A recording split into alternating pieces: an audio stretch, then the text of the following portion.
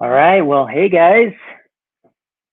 Thanks for joining the live stream this morning. Looks like we've got some folks waiting out there, Crystal and Karen.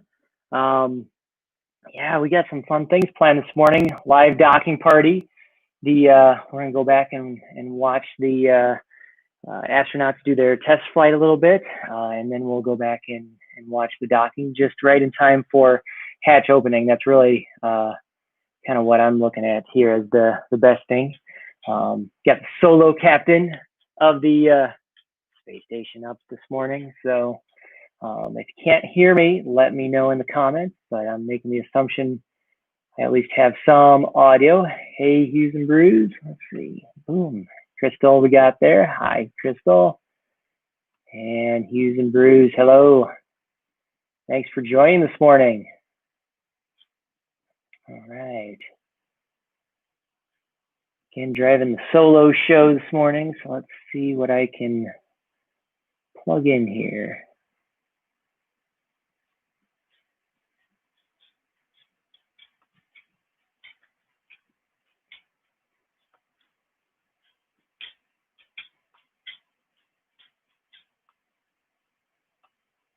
Oops.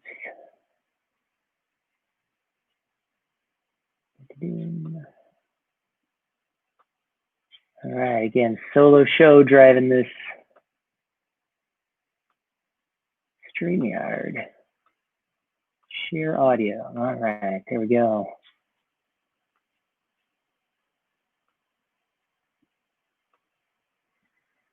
Now I need to follow their suggestions.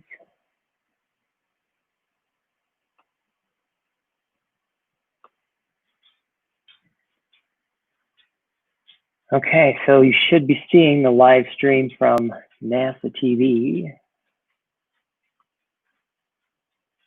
Part of the Japanese experiment. Yeah, there we go. Looking back in towards the very front part of Node 2, where Dragon is currently docked. We are in an orbital nighttime. That's why everything is so dark. But you're looking at Dragon. It is horizontal to the ground. So the hatch part is right where that green light pretty much is. You can see the nose cone still illuminated above it, and it is currently attached to an international docking adapter on the International Space Station. And inside there you go. Are Bob Benkin and Doug Hurley, first astronauts to fly on a privately developed vehicle up to the International Space Station. Both test pilots got to do some fun tests today. Have a few more steps before they can actually get aboard and ingress to the International Space Station. And that's what we heard over the big loop, that transition, which allows us to then proceed with hard capture. And we're seeing the first set of hooks. So the first 6 out of the 12 are now closed. 6 more to go. Again, there are 12 of those along the ring. And that helps us ensure that we have an airtight seal. There is vacuum around them right now, so we want to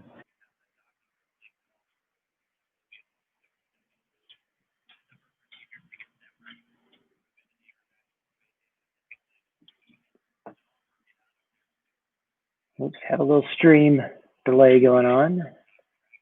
make sure we're keeping all of that valuable life support in the vehicle. Now the combined ISS Dragon vehicle.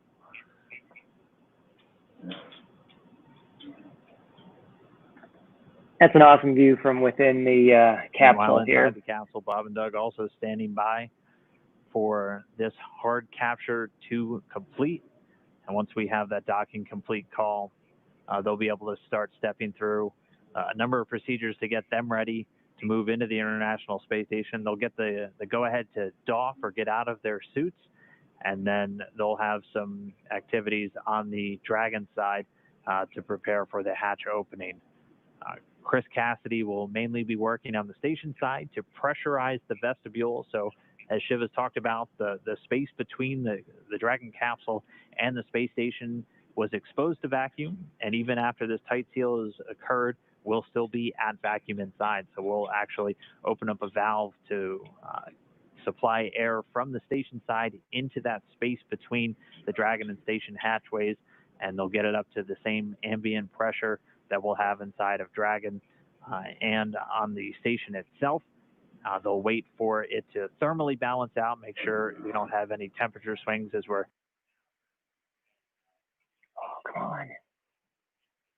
bringing it up from vacuum, so probably from a very cold temperature up to about 72 degrees that they have in their cabin temperature on board the station, and then we'll get the hatches open.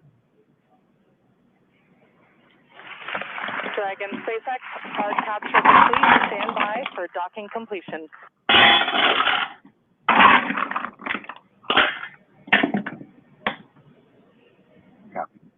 And now that hard capture is complete, so that's confirmation of those 12 latches to create that airtight seal. Now that's complete, the umbilicals from the station side will interface with the Dragon vehicle umbilicals, and that'll provide power and communications through space station directly to Dragon. Pretty much the whole way up, Dragon's been using a combination of batteries and its solar cells pointed at the sun to make sure that it has enough electrical power for the journey up.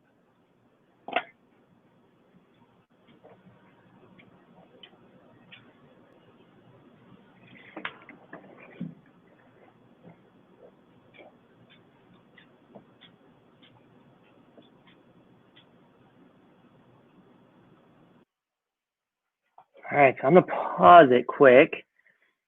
We're gonna go back to a couple milestones that we had this morning just to make sure you didn't miss them. Docking at the space station takes a long time, so you necessarily don't want to be wasting all your time, or I guess not wasting, but spending a lot of time watching it. But we can go back to the important areas. I'm keeping track on another screen the live view from Dragon. Dragon's got a number of relative navigation sensors, as well as a couple of cameras that can look forward. That will hopefully get some additional views for as we get closer to docking. I thought this view was really cool. Good view of the space station. And they show another one of it later, very well lit up.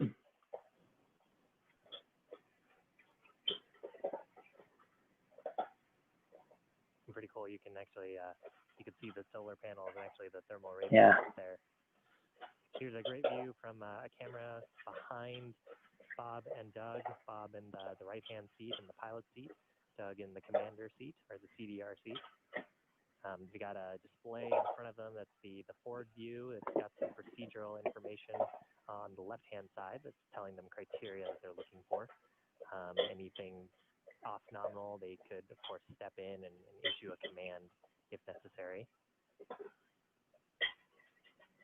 And then on the left-hand and right-hand screen, we're actually their piloting controls. So when the vehicle is in an appropriate state to receive those commands, they can just hop in and use those touch-sensitive gloves, issue commands to the vehicle's attitude control system.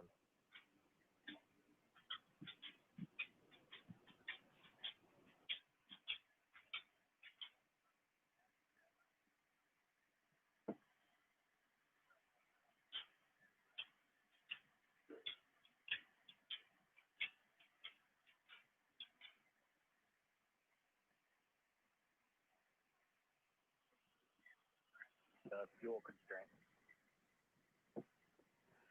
Your 1/3 fuel usage will be 60.9, 2/3 58.9. I thought this view was really cool because they were showing you could see the thruster gases plume out. There's a little one.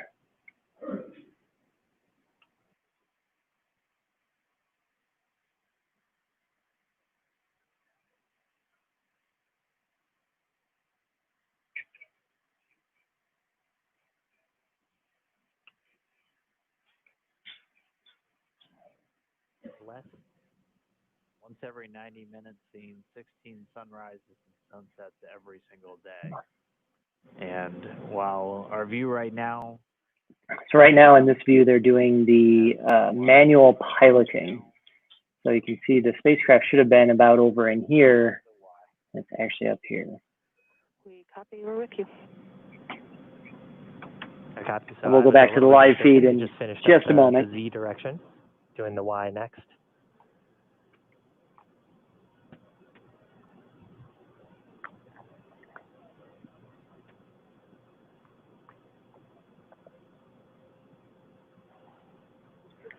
Dragon SpaceX on Big Loop, you have used approximately 1/3 of your prop test budget. And Dragon copies 1/3 of the prop test budget.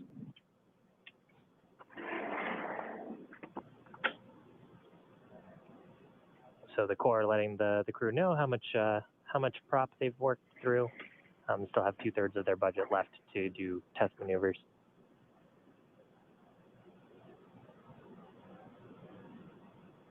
And of course, any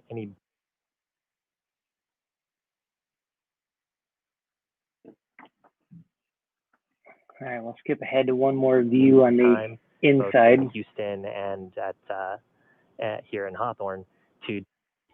We copy. Closure maneuver complete. Yeah, I thought this view was absolutely amazing from the Dragon Capsule. 4.041, section 4. We copy and concur.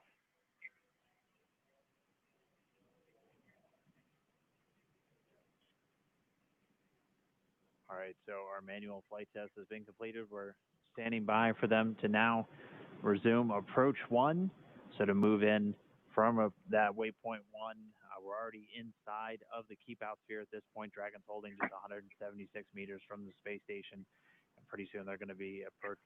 Dragon, that completes the manual piloting demonstration. So the speed at which they dock is about 1 meter per second. I'll get that question loaded up here. Using Bruce had a great question.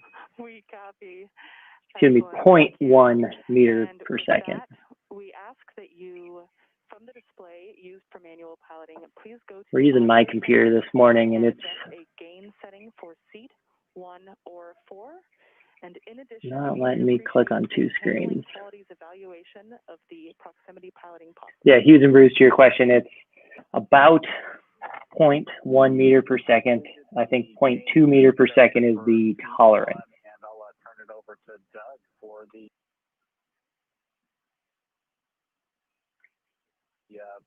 handling quality quick look.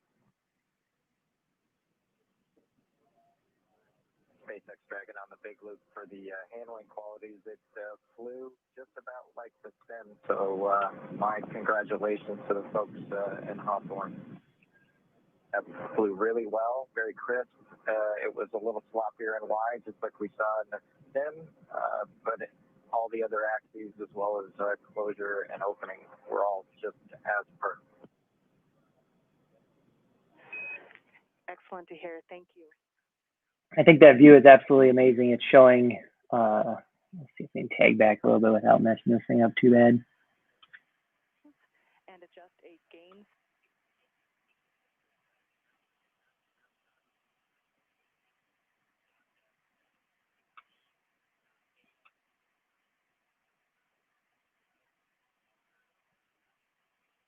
I like that view I was showing before because you can see the station with their navigation overlay, and then you can also see the computer generation showing their path. Oh, come on.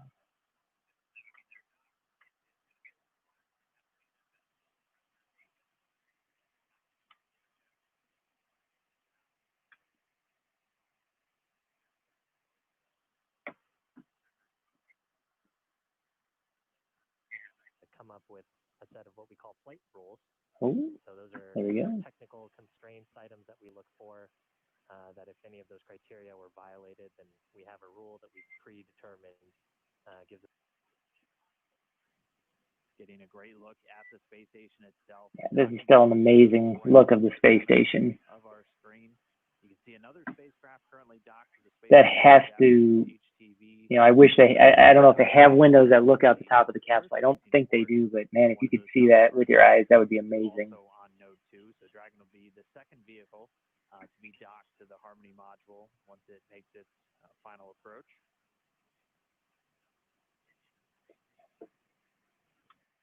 And that completes the closure maneuver. I'm going to pause here quick. So you can kind of see it here, the overlay, station's over here, spacecraft is here. This little circle is their do not enter sphere. So basically no spacecraft can come within that circle that they do not have control over the C2V2, which is basically their communication between the station and any ship coming in. So then these lines here are their navigation lines. So you want to stay within that cone, and you see that cone gets smaller as you get towards the docking port. Let's go ahead and catch back up to some things here. We'll skip ahead to the actual docking.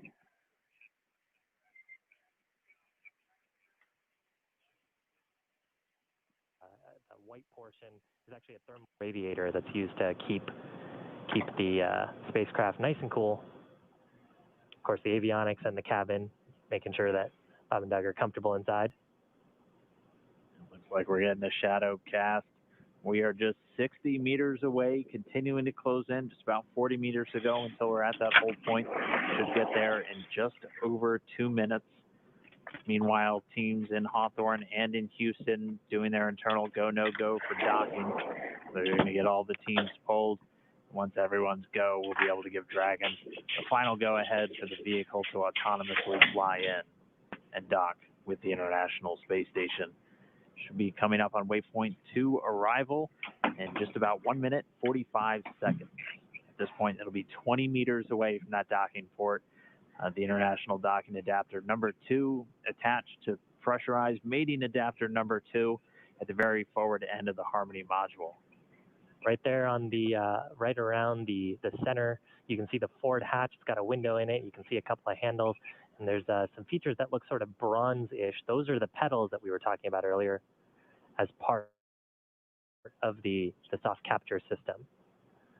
So pretty wild too to see. We're so close that we're getting shadows from the space. Oops, gotta catch up on our video.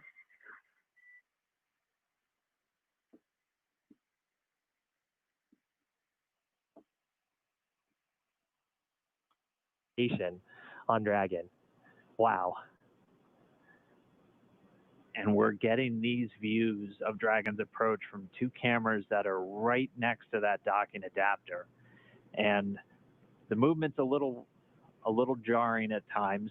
These cameras are being commanded by a person at the Cronus console in Mission Control Houston, and they send some very basic function commands to the camera, which it then executes automatically. And so they're continuing to follow Dragon in. So we do thank them for their diligence to give us these views of this historic moment as we are just less than 30 meters away from docking. Let me jump ahead a little bit if it'll let me.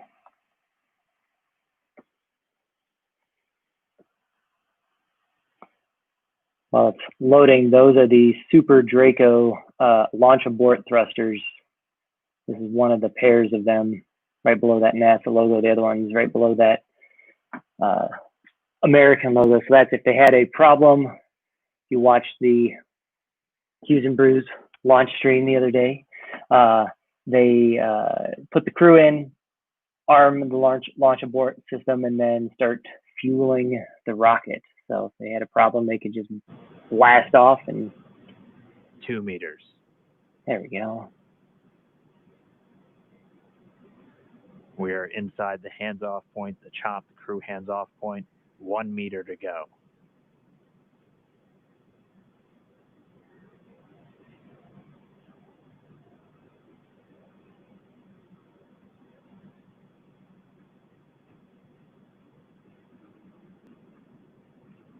Soft capture complete. Dragon is soft capture confirmed. Stand by for retraction and docking.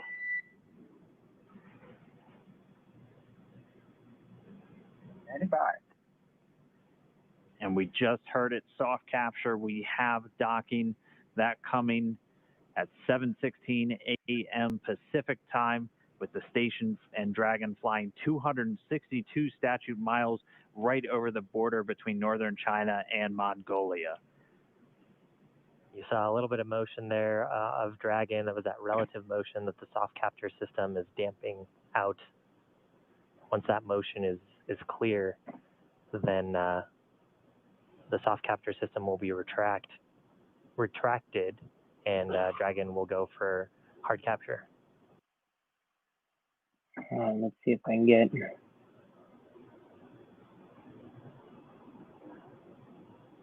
Again, if just now tuning in, that soft capture, that docking coming.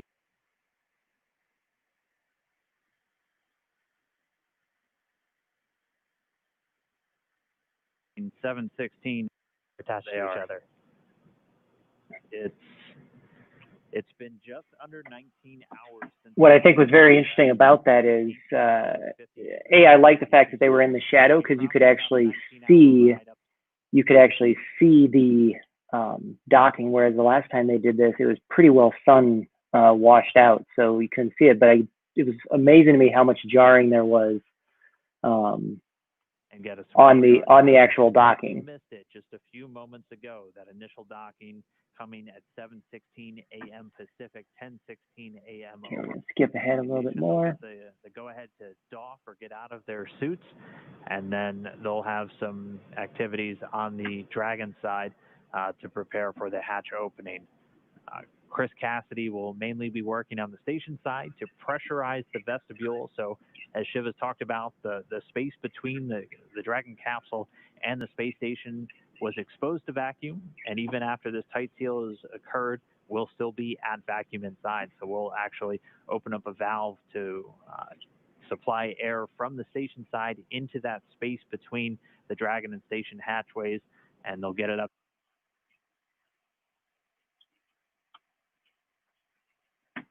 I'll skip a little bit more ahead.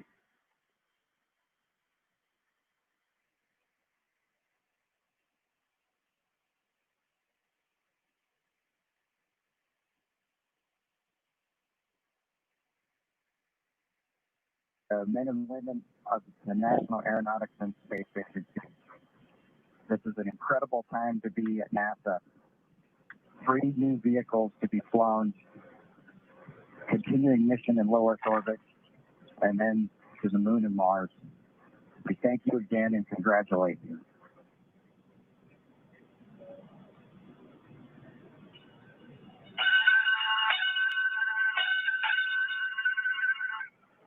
Dragon arriving. Crew of Expedition 63 is honored to welcome Dragon and the commercial crew program to welcome aboard the International Space Station. Bob and Doug, glad to have you as part of the crew. Well done. Bravo Zulu. Okay, happy. Thank you, Chris. Thank you, Chris. Endeavour, this is Houston. Bob and Doug, welcome to the International Space Station after your spectacular rendezvous and docking of the first Crew Dragon vehicle. For the first time since the retirement of the space shuttle, you have completed a historic ride to the ISS and have opened up a new chapter in human space exploration. On behalf of the flight control teams here in Houston and in Hawthorne, California, and to our SpaceX colleagues, bravo on a magnificent moment in spaceflight history and on the start of a new journey that has changed the face of space travel in this new era of space transportation. Bob and Doug, good luck, and we look forward to working with you on board.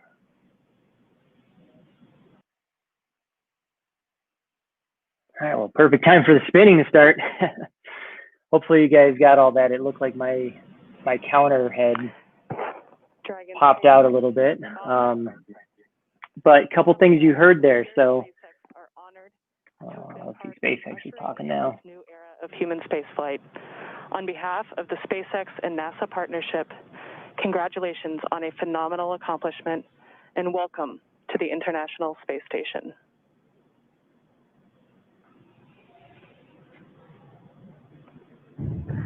Well, thank you, Anna. We appreciate all the good words and everyone thanking us, but it truly was a magnificent effort by the entire team. the SpaceX team, the NASA team, and a team across America who was able to pull this off and bring human spaceflight again to our nation. Thanks for everything. Happy to be aboard.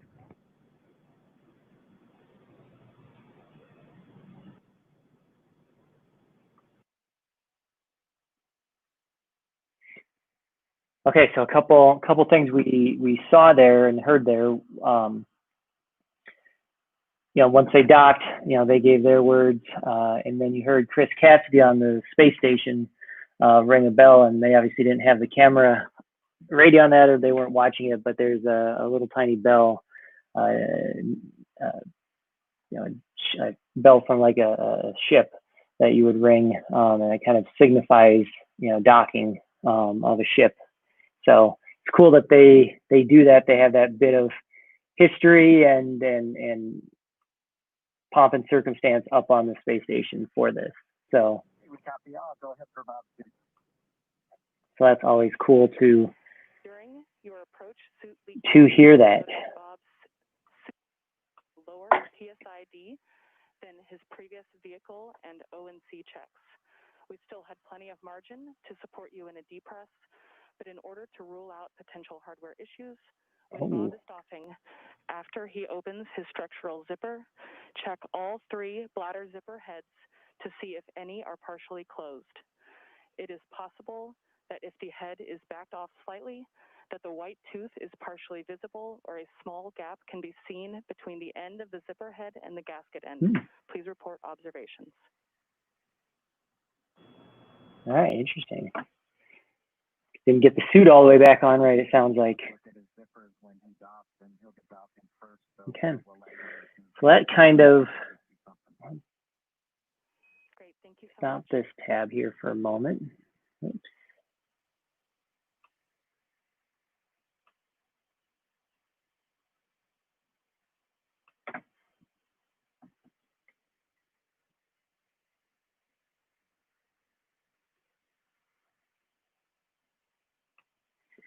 Okay, we're gonna stop that for a second once it figures out that we're gonna stop. There we go.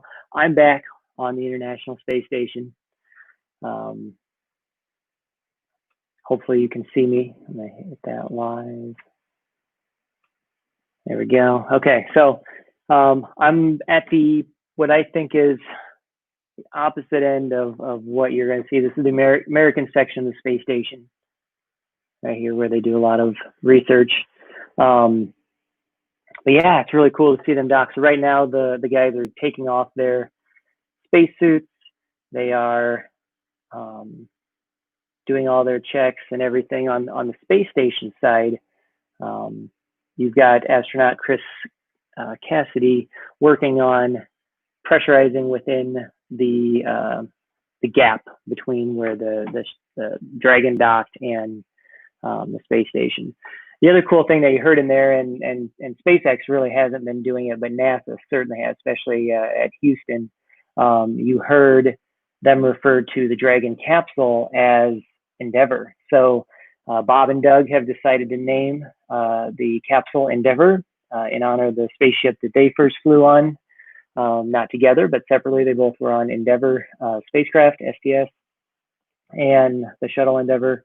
And obviously the name Endeavour has a long-standing historic nature with ships. So I would expect to see many, many more Endeavours as time goes on, and fun that they named the first Crew Dragon Endeavour. So I also like that they didn't reveal that name until, you know, they were on the ship, they were in space. So they wanted to reserve that name for a functional space mission, which is very cool. So again, I'm watching what's going on. They're still doing a lot of leak checks on the space station. Last night, we put together some fun. So I'm going to show that for you all right now. All right, Wally, are we ready? We're building it with the really big dust. There's a really big truck. And the really big old rocket. Really big old rocket. What is that old rocket called, buddy? It's called the Space Shuttle. Yeah, it's been old. It used to run It used to launch. Now it's old. Now it's old. Now and Mothballed. not running. It's not running anymore. But what's it doing here in this picture, Wally? Why? What's it doing here? It's dying a little. The ready the what? Satellite? What is it? What is this thing? Satellite. Yeah, it's putting the satellite out, isn't it? All right, let's build it. These are really cool. These are the creator sets, so you can do 3 different builds. But of course, we're gonna build the space shuttle. So let's get to building.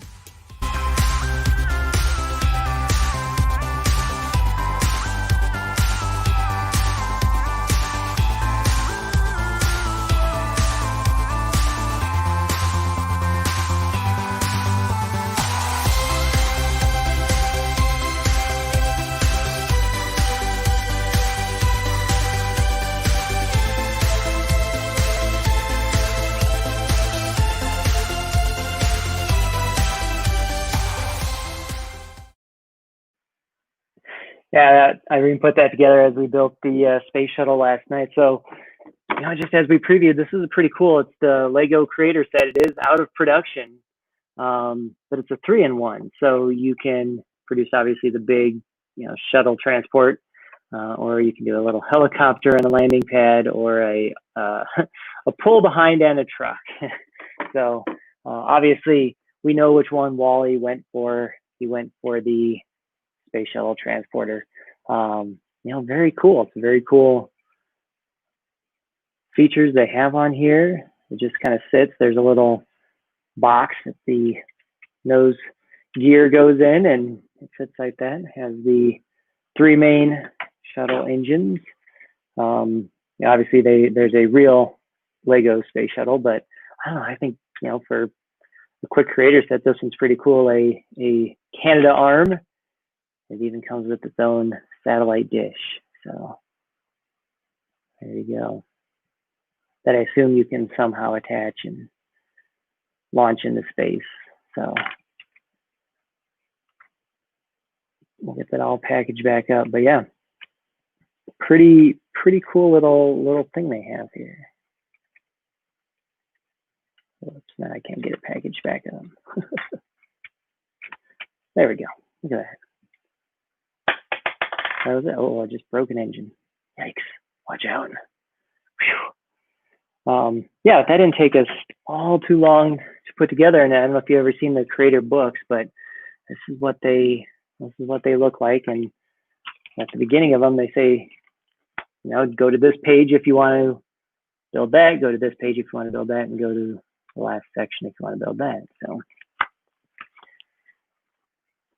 yeah, that was our fun getting ready for, or after all the NASA excitement yesterday, putting that together, and a fun little vignette video, because we knew, I've watched enough of these dockings and so forth over the years that you get a lot of boring points through them. So we put together some things to kind of break that up a little bit. Let's go ahead and check in on the live stream again, and I'll just show you all that we're still waiting for. Make sure I hit the share audio button. There we go. As you can see it there, that's Chris Cassidy on the space station, commander of Expedition 63, 65. Can't remember which one we're on right now. He's continuing. What they've done is they've released some air from the space station into the gap between the space station and the Dragon crew capsule, and he's just continuing to equalize that pressure between the capsule, the docking adapter, and the space station, as well as bring everything up to temperature. Previously both sides of that were exposed to the vacuum of space, so very cold environment there. So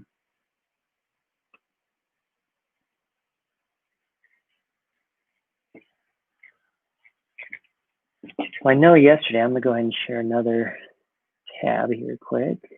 Oops.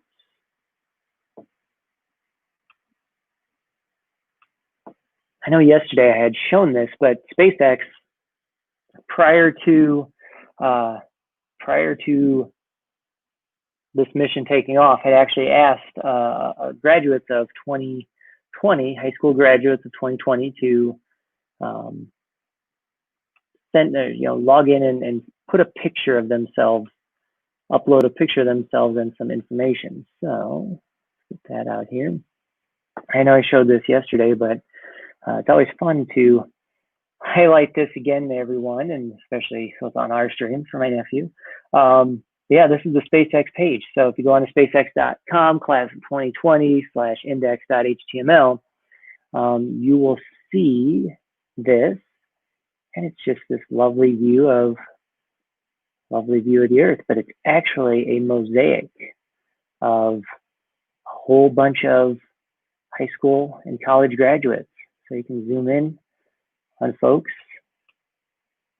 and kind of look around. Now it's really cool. They had to do a little bit of color shifting to some of the images to make them fit, but you can see they, up here on the actual Earth sections, they actually did pick pictures that were a little bit more yellow in color, a little bit more green in color, a little bit more blue in color. And so really cool you can do that. But if you know a graduate that submitted, you can actually go down to this little search and it'll load up. Maybe should have pre-recorded this too. There we go. Again, we're doing this on my computer. Hopefully the video that's coming out in the end looks decent. I hope it's not choppy. Let me know if it is. I'm going to type Windsor. And that's our nephew, Marcus.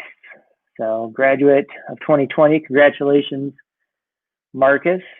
So you click on the picture and it shows that's where he is. You can zoom out. You can see he's just off the coast of South America. So just off the coast of South America is where Marcus is at. If you zoom out, and I think we probably did zoom out too much, it starts to recenter a little bit. You can just go back in. There we go. So I thought that was really cool that they did that. You know, they don't have to do that, and they actually printed it off and sent it up with the capsule. So very, very cool to have, someone we know in there. I also thought it'd be fun this morning when I was thinking of things I could do to fill the time when the cameras, feed out and so forth. See how many Fort Collins space enthusiasts we have. Looks like we only had one. Being that that's a green outfit, I'm gonna guess that's a which of the schools is green? Sabercat, the Fossil Ridge Sabercat. So I'm guessing that's a Sabercat. Who knows though? Kind of fun that they decided to do that. So go on to spacex.com, plug in your local high school, see if any of your local grads showed up on there.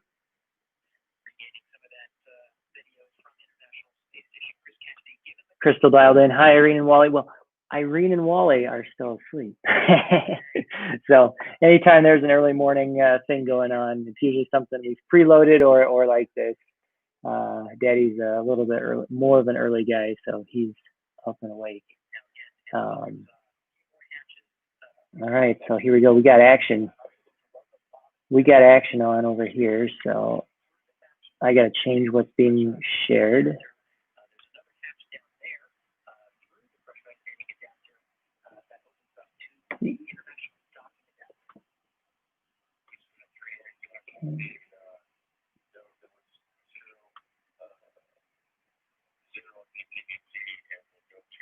Got to change what's being shared here. We got action.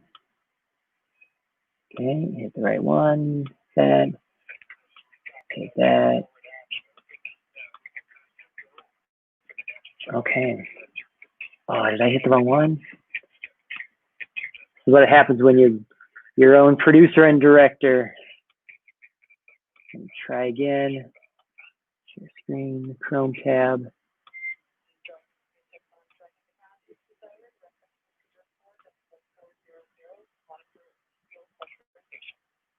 There we go. Okay. I'm gonna hit play on this. Had a momentary lapse of video, but then I saw some action. So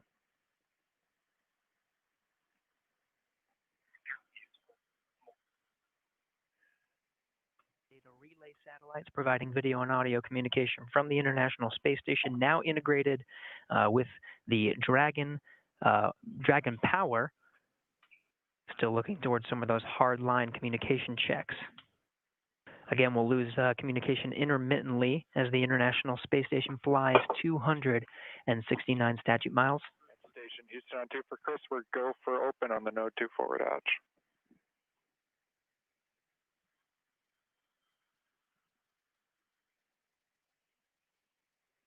Well, if you heard that there, they are go for open on the node 2 hatch. So that's the hatch we can see.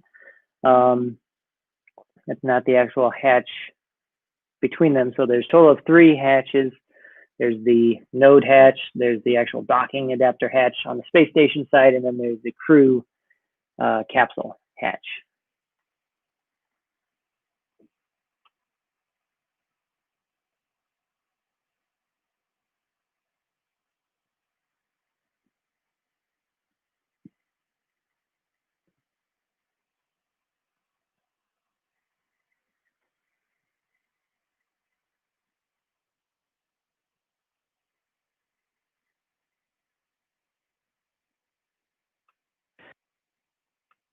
Regaining Oh, come on. some of that video from International Space Station. Chris Cassidy given the go to open that node 2 forward hatch.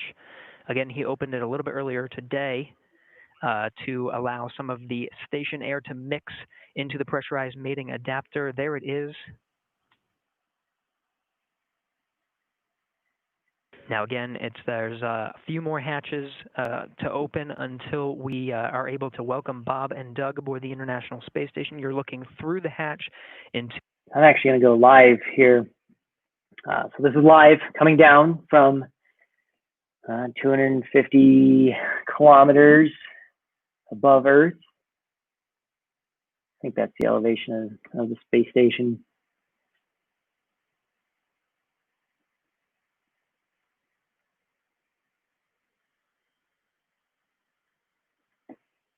And I've already noticed on my preview screen, they are doing a much better job with this one compared to other dockings. They must have sent these guys up some additional cameras, because you'll see a closer view here shortly.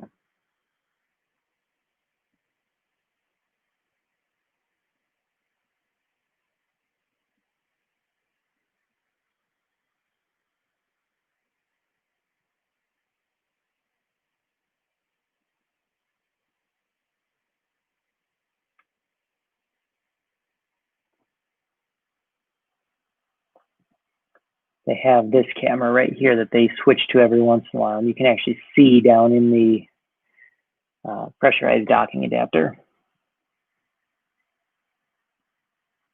SpaceX Dragon on Dragon to ground for 4.012. We've completed up to section 5, and we've got a timer started for 1 hour. Copy, completed through section 5, and your suits are drying, and you have started a timer for 1 hour. With that, do we have your permission to come back on board?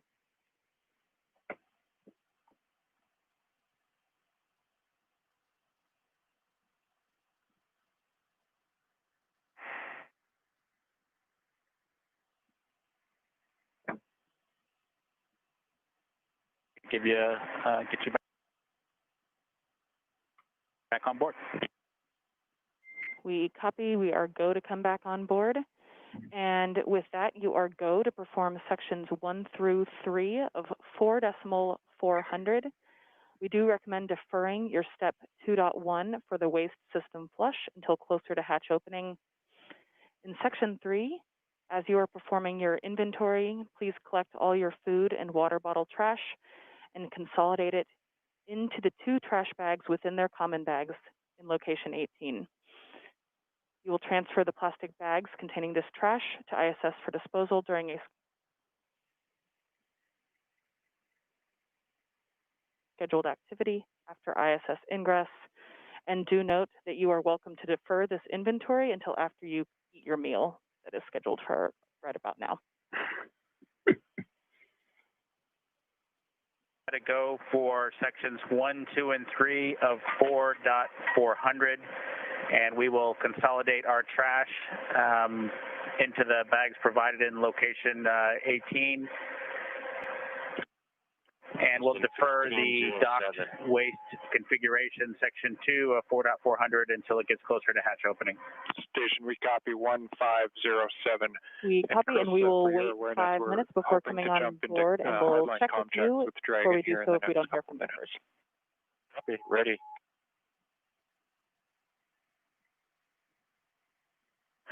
Thanks, Anna.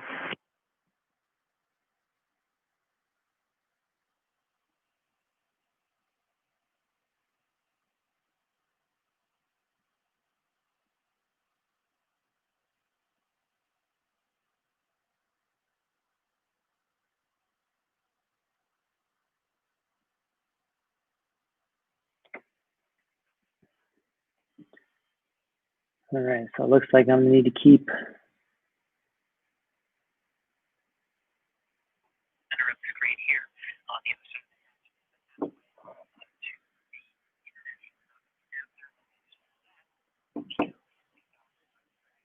This is Mission Control Houston. You're listening to crews on board the International Space Station and Dragon prepare for opening the hatch.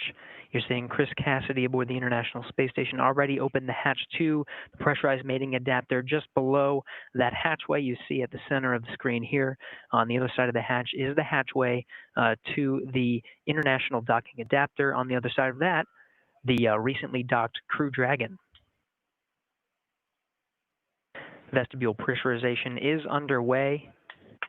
This will equalize the pressure between Dragon and the International Space Station. Once it does come up to pressurization, it will take some time to equalize that pressure because of the temperature difference in the vestibule. Just take some time to stabilize. Dragon Endeavor, it's Houston. Calling you on hardline now for a voice check. How do you read?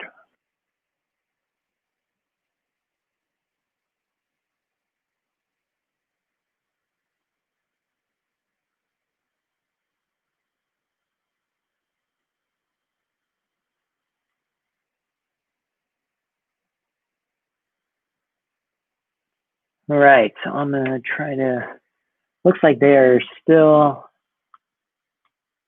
doing a lot of their checks. I'm gonna get us some other entertainment here.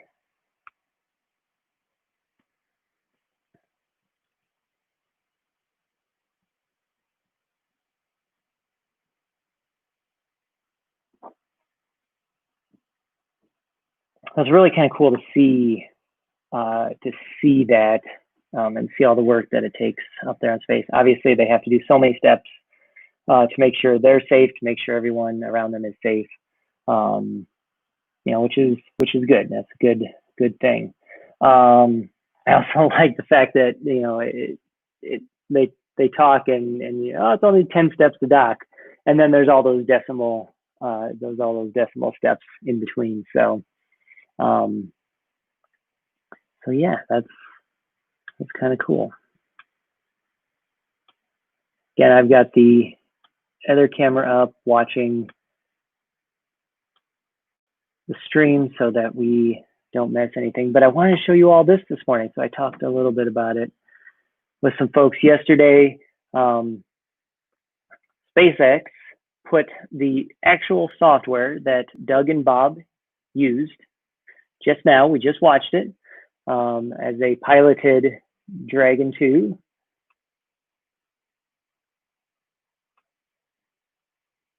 I'm gonna turn that down. I don't think you guys are hearing it, but I'm I'm still hearing the audio in the background, and I can't talk and dock at the same time. So, but if you go to iss-sim.spacex.com, you can actually see this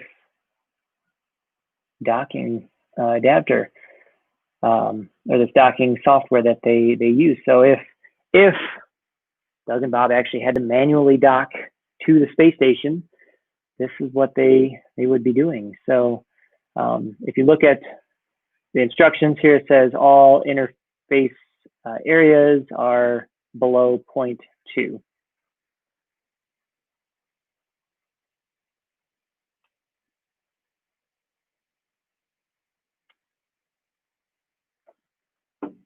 Okay. All right. So we're going to go ahead and click begin. And I'm going to do this live with you all. Contrary to how you would normally dock to the space station, we're going to go in kind of a quick fashion because I don't want this to take too terribly long for us. But this is the interface, really kind of cool. So you can see, just like we saw when I showed you the video, there's the International Space Station with the overlay of the controls. Okay. And here's all of our measurements. You heard him talking about the X, the Y, and the Z. We're at that 200 meter mark. So when you heard him say, stopped at the 200 meter mark, that's where we're at. 202.6. So I'll show you that. You can see how much pitch is off. You can see how much roll is off. You can see how much yaw is off. So going up and down this way, and then yaw. So it's just like you would a ship. So we're going to introduce some. Whoops, going the wrong way even. Introduce some roll correction in. Introduce some pitch correction in. So you kind of want to get.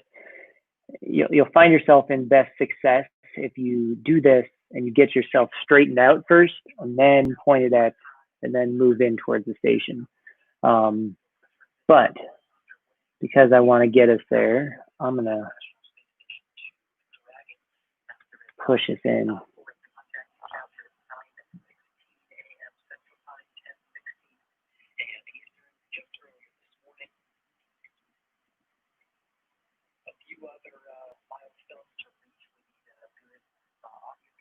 Ooh, this might have just maxed my computer out. There it goes.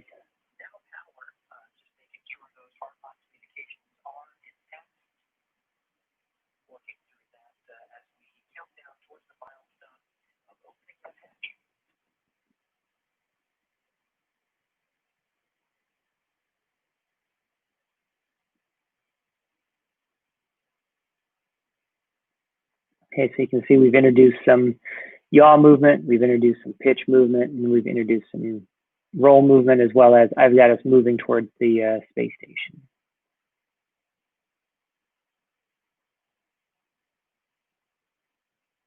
We're going to move in towards the space station at a pretty good clip. I would not normally be moving this fast up on orbit.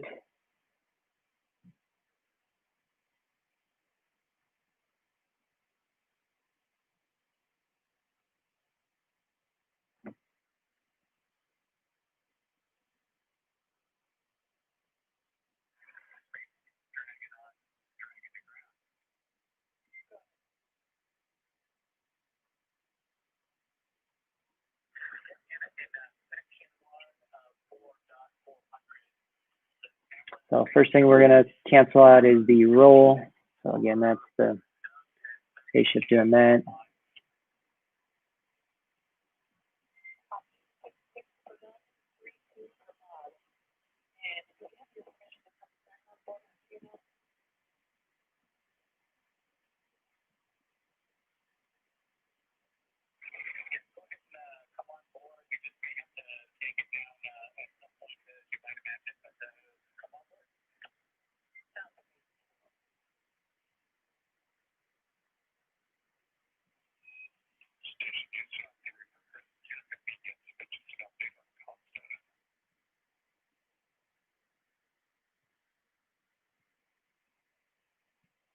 Okay. So, yeah, like I mentioned, I think we are at the max of what my computer here can handle.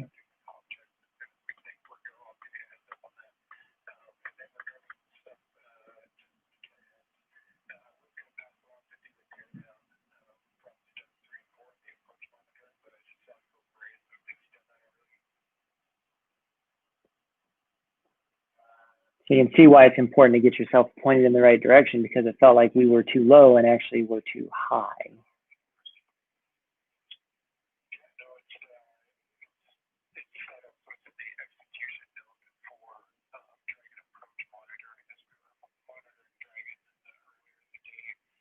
Okay, got our yaw near there. I'll fix roll up later.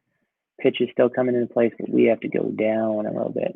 So you can do large movements. That's what they talked about. You know, they have significant, oops, and then this pitch.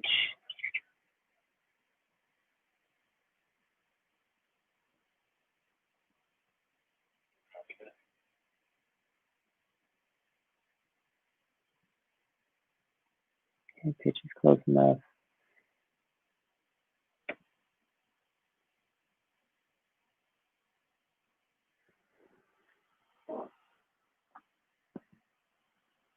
And just on the, you know, catching up on the live feed, they are having some communication issue from Houston to Dragon, and they're doing a couple tests on board the Dragon. So we're not missing anything from that standpoint yet.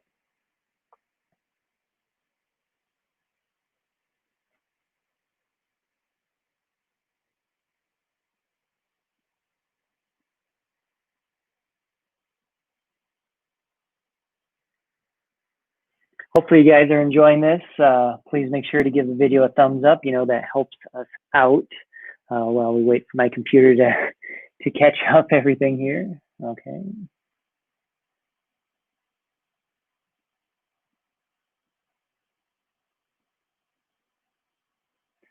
So it doesn't, at least that I have found, it doesn't give you a good sense of how much velocity in any one direction. You can just look at the speed with which your numbers are changing over here to see that you have velocity still.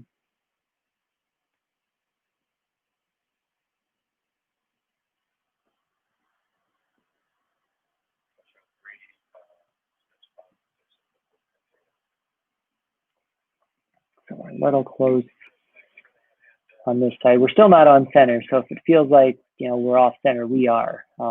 We are off center, so we're having to, you know, transition this way a little bit.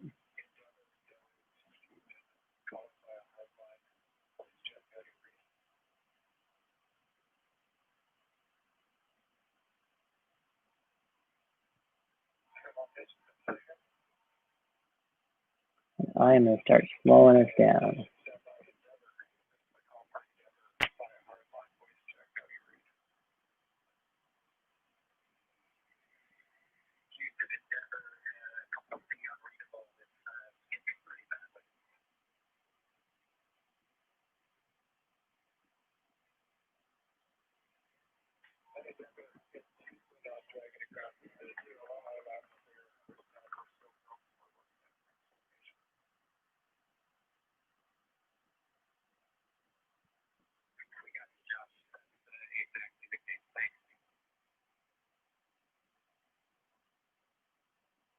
All right, we're just waiting on the computer to catch up again. Still not missing anything. They're still working this comms issue on the Dragon capsule, and oops, now we're backing away from the space station. Yep, I do that.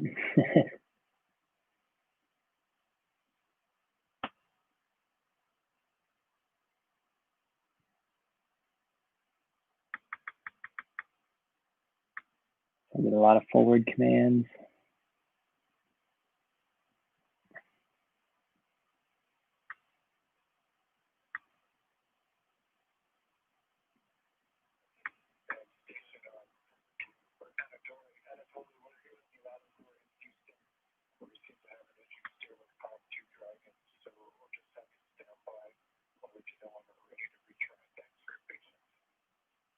All right.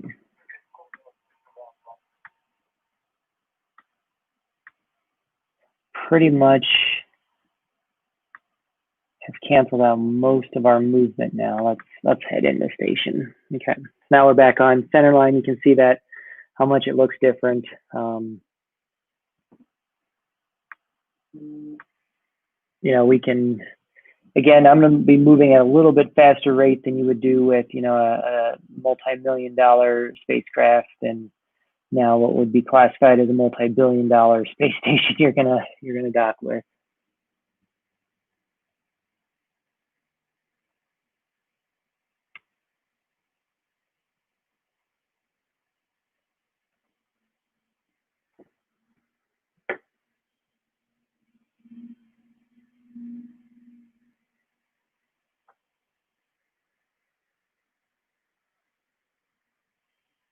Hey, I missed it. Hey, Magic for 4.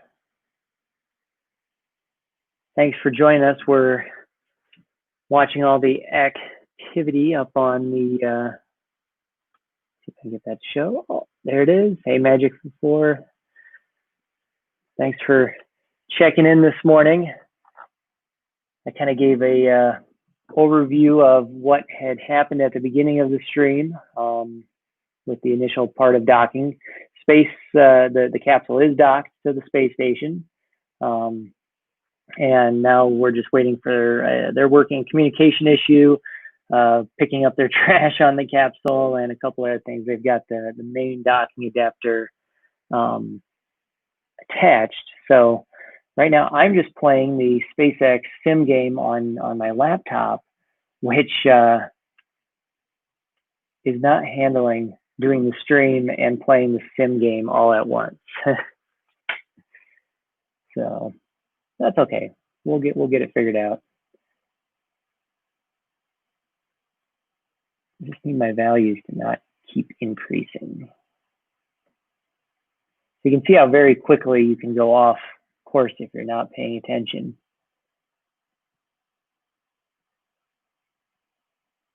And they're still increasing.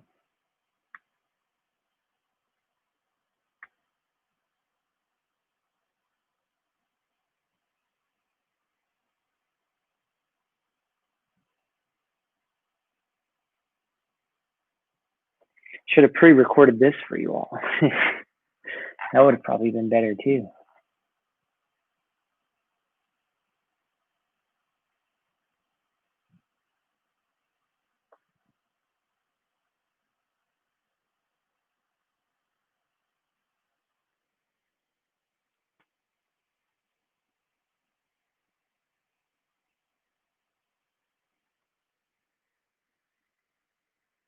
They have a great view on the live stream right now, but I'm not going to switch over to it. Again, they're just showing the Dragon Capsule. We'll see many more of these over the next multiple days.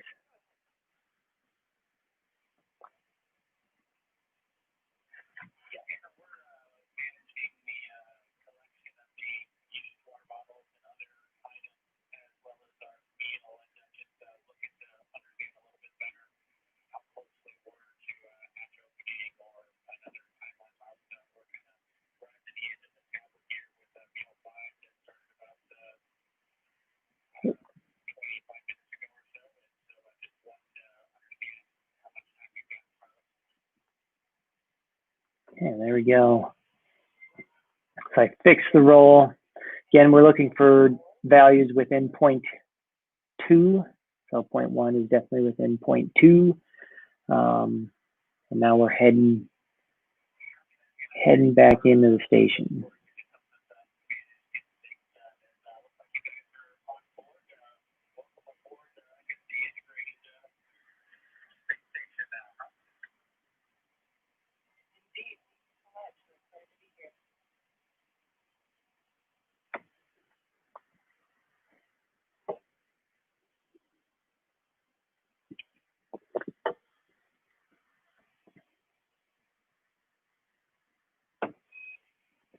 Is the video coming across to you guys pretty clear, or is it seeming very choppy on your end? I'm just curious.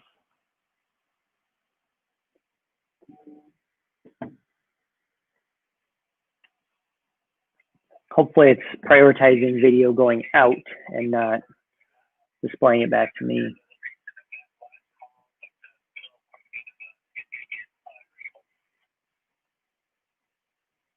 Or is the truth of the matter there, you all have gone to iss-m.spacex.com and you're trying to do this on your own too.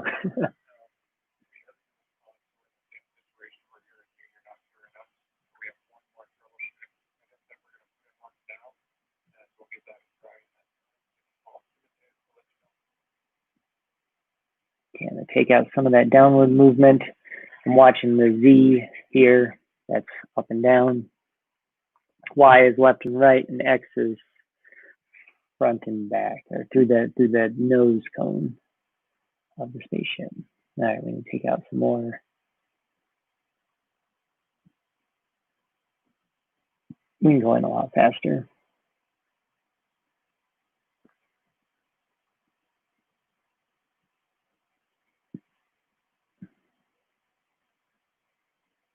So once you get really good at this, I've watched a couple other YouTubers who do a lot of space stuff. You can actually go all the way around the space station with this. They've got it all mapped out.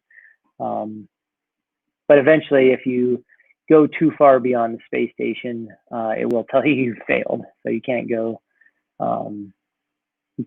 too far beyond the space station. The other thing is, and I think it's somewhere up to this upper right area, they've got a Tesla floating around. Obviously, that's not where the Tesla Roadster is. Roadster's on its way to Mars, past Mars, but they've put a Easter egg in here for you.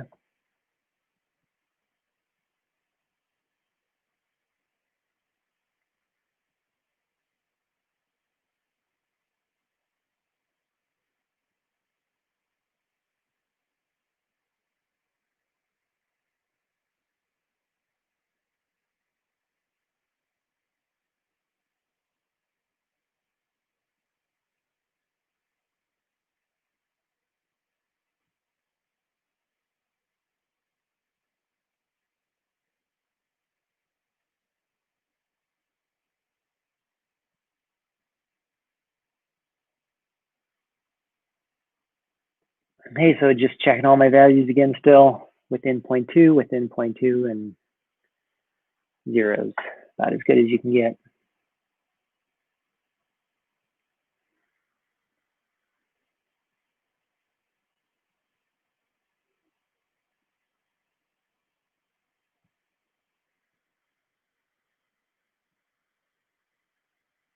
You see me looking down here, I'm looking at on my cell phone connection, I have the stream from NASA going to make sure we don't miss anything. I'd really like to get the hatch opening ceremony.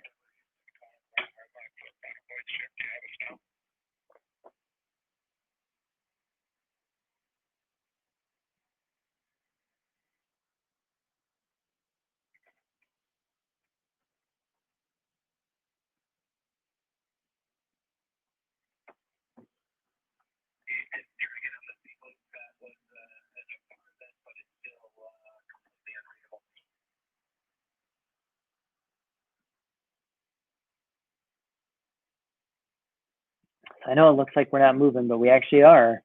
And we're actually moving at a rate that is faster than we should be. So again, I'm doing this pretty quick fashion, just so that we can get it done.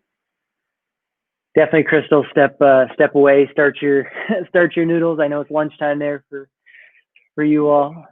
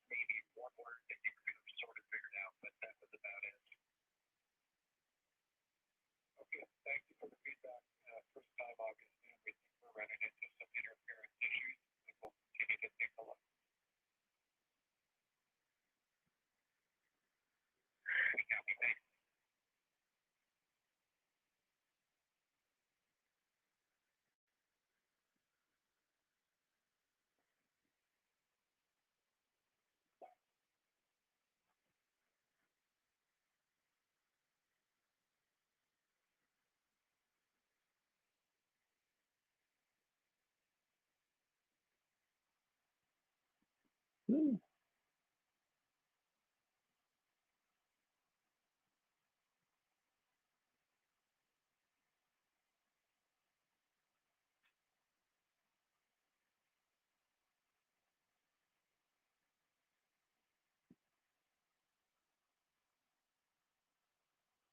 we're gonna back off on the speed a little bit.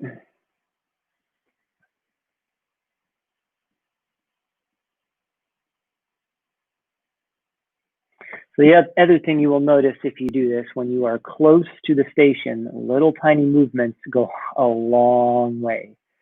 You know, you'll be firing thrusters like crazy if you click them more than once when you're this close.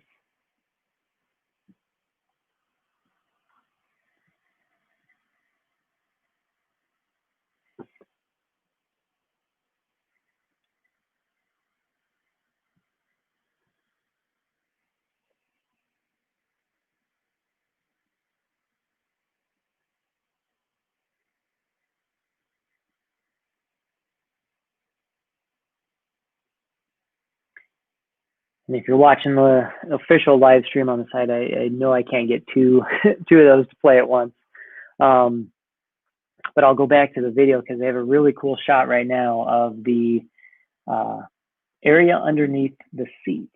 So, you know, the seats are up near the top of the nose cone, and then they have all this area down below. I kind of call it the living or the workspace, and it looks really cool.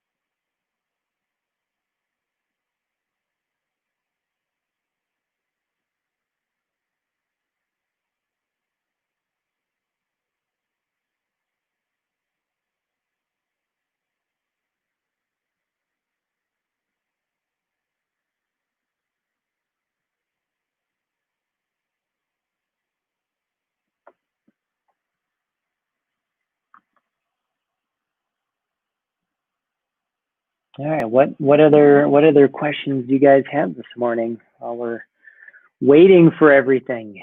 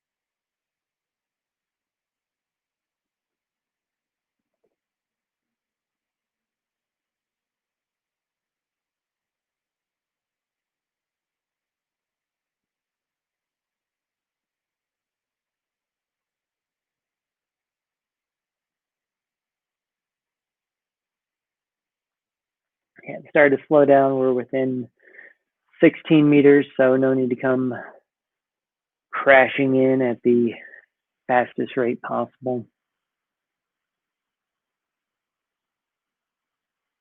What I thought was interesting, they just said it, and you know, I'm not going to go back and list all the things, but they said they're going to take their trash and empty water bottles and everything from Dragon, transfer it to ISS, and stick it on one of the cargo vessels that will get incinerated in the atmosphere. So interesting that they're not bringing their own trash back with them. They're going to send it through the ISS and into, you know, as it comes back to Earth.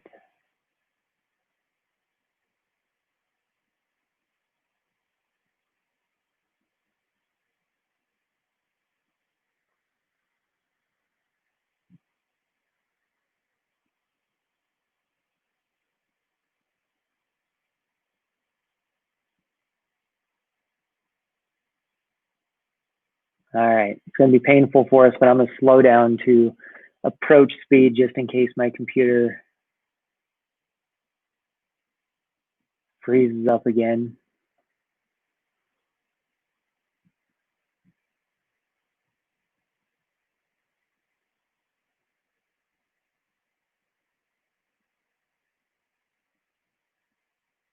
Yep, yeah, that's why I was doing that. It's kind of stuck again.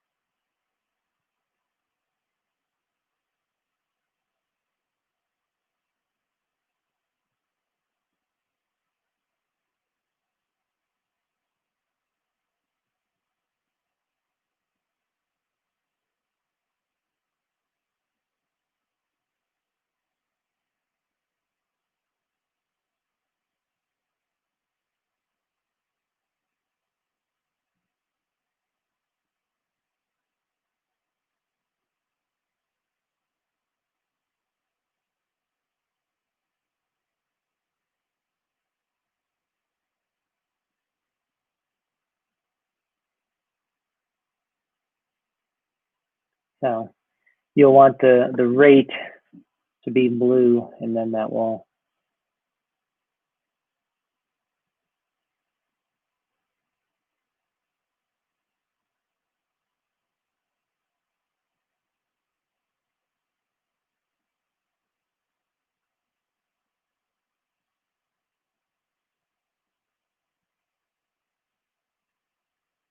that'll put your docking in fine fashion.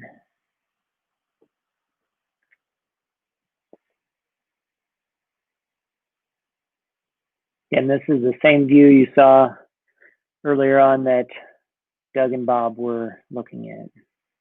Fun fact about Bob Bacon, him and I share the same birthday, so if he's still up on station, and if he's back on Earth, I'll make sure to cheers in his direction.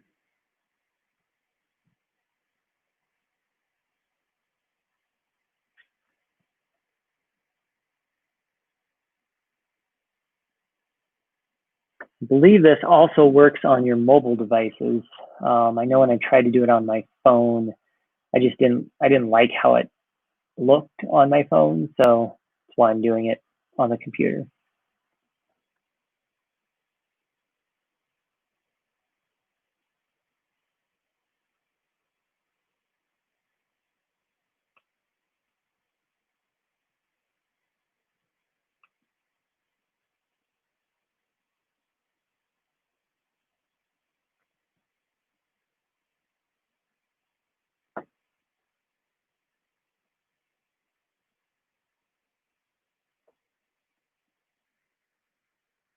And we're not missing anything, guys. The video feed, they're in a dark spot, so video feed from the International Space Station is not even up right now.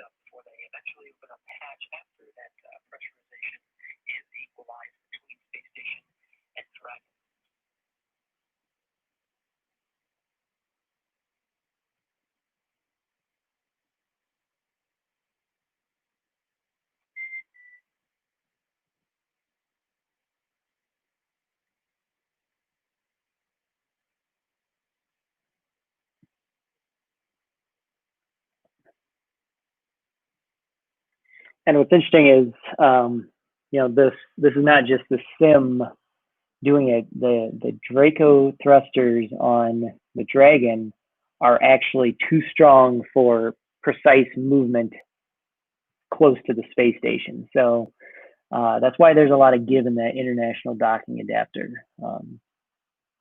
And you'll feel like on here, like, man, I'm just constantly hitting the thrusters on one side or the other because they're too strong when you're that close.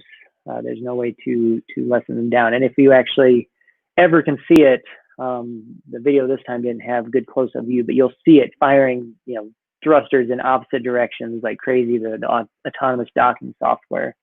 That's why it's doing that.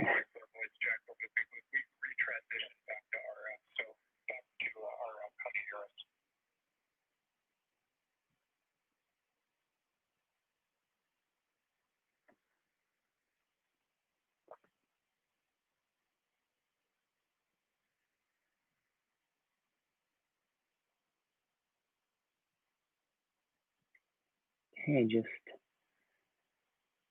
4 meters to go.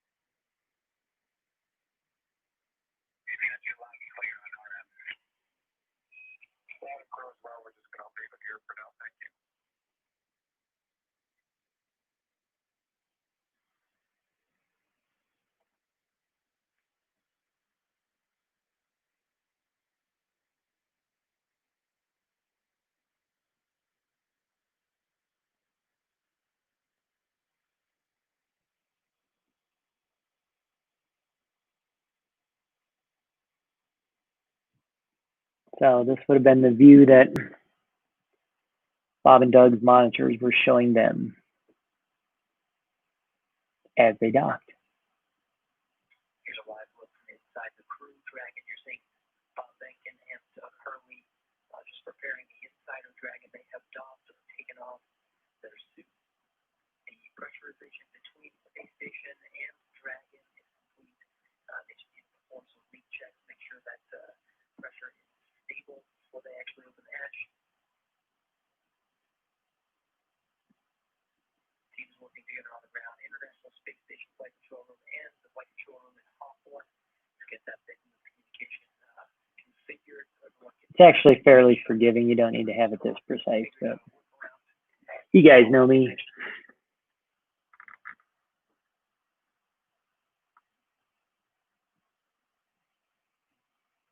Again, the pauses are my computer trying to catch up and get everything figured out.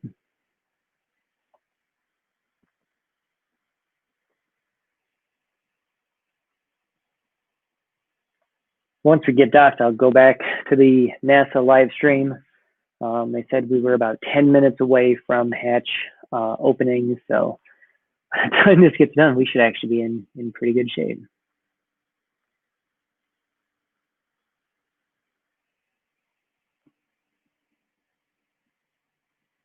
There we go.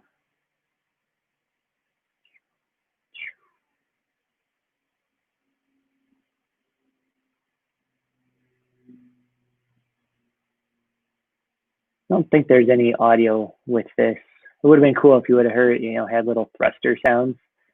Doug and Bob were talking about, you know, that the sim that SpaceX built them for this thing did a great job of, you know, making the thruster sounds for them so that they felt very comfortable with all of the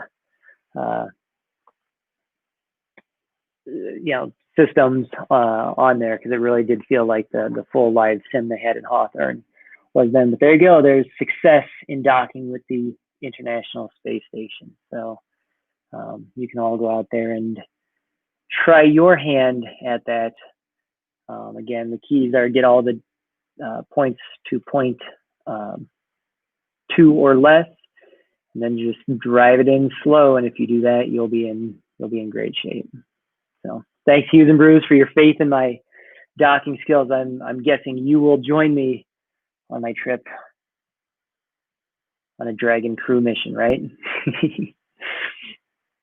We can go pilot that baby in. I don't think they would allow us, a merry band of people, onto the International Space Station. That would not be in their best interest. Welcome back, Crystal. Hopefully you didn't miss too much. We haven't missed anything on the live stream. You just missed me being successful at docking to the International Space Station. I did successfully do that. If you're ever on my ship, you know we will dock, maybe, hopefully. Let me get back on the live stream tab here, share audio. Because they keep showing all these cool views within the Dragon capsule that I've been wanting them to show. So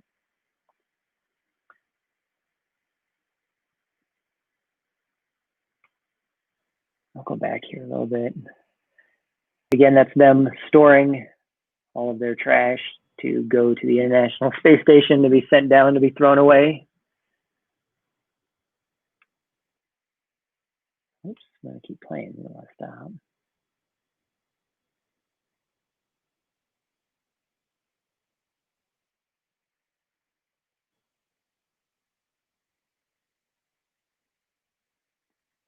And then in a second here, they'll show a view. I'm just gonna let it go so we don't mess it up. I like how they have stored at least one of their spacesuits in the extra chair sitting over here. So that's seat, I think that's seat 4. 1 is where we're at. Endeavor, it's Houston calling for a voice check over the big loop. We've retransitioned back to RF, so back to RF. How do you hear us?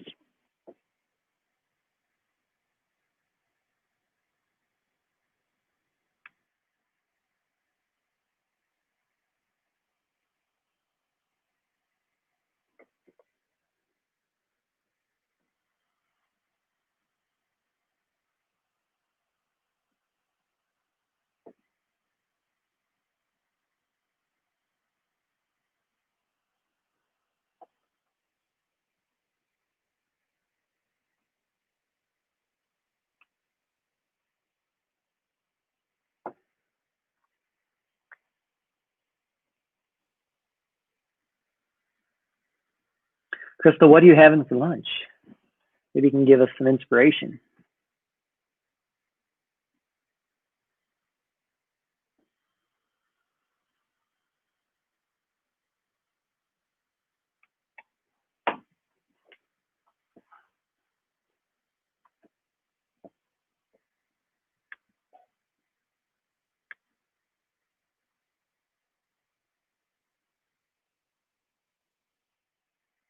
Oh,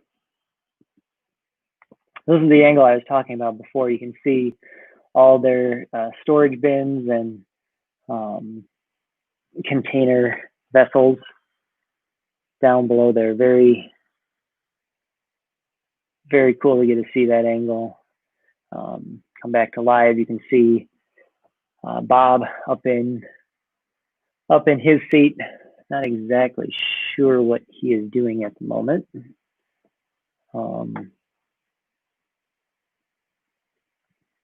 What I'm curious about, and I'll have to go back and look at the layout, but I think the hatch is actually around and up here on the back side. That I don't think the hatch is directly above them, but I'm gonna go pull up a schematic on my other screen.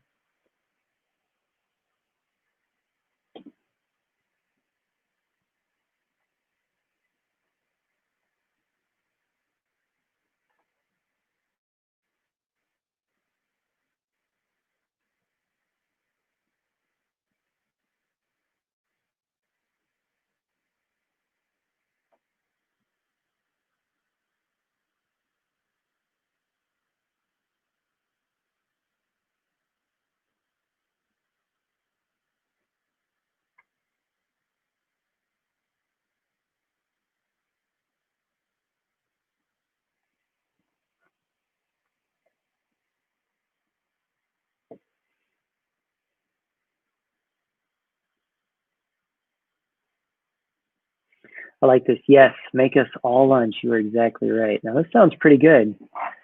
Chickpea noodles. I'm not a fan of black and green olives. Irene would be all over that. This is Mission Control, Houston. If you're just joining us, you're getting a look inside the Crew Dragon. That was Bob Bankhead seated on the right side, the pilot seat, or the Joint Operations Mission Commander seat for Demo 2.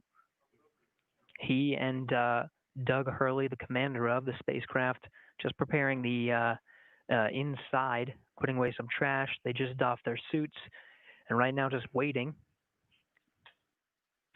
for the pressure to equalize between the International Space Station and Bob and Doug. Just two hatches, really, separating them from the inside of the orbiting complex. Aboard International Space Station, Commander Chris Cassidy has been outfitting Node 2. It's the first node. Once you cross over some of the hatchways, there it is. You can see some of the cameras positioned around to capture the crew coming in to the International Space Station. Much of that work completed at this point.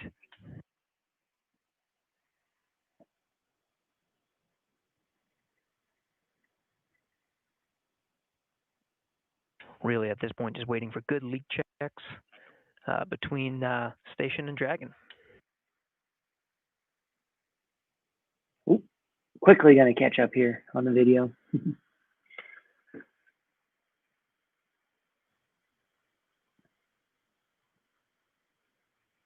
Hey, Hitchhiking Bones. Yes, very thankful for the safe travel of our astronauts. The test crew.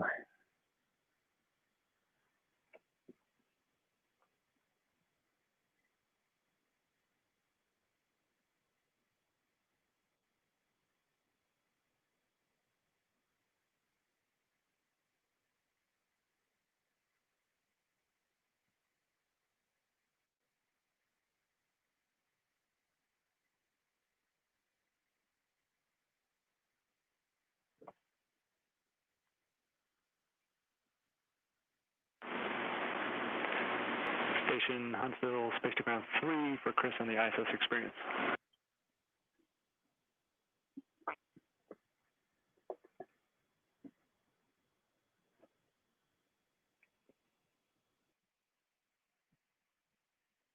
All right, so if you're just joining us, we are still awaiting the second and third hatch to be open. The hatch to the node is open. The space station side of the international docking adapter is not open yet. And obviously the Crew Dragon hatch is not open yet. They're just waiting for them to come up in temperature and stabilize the pressure between them.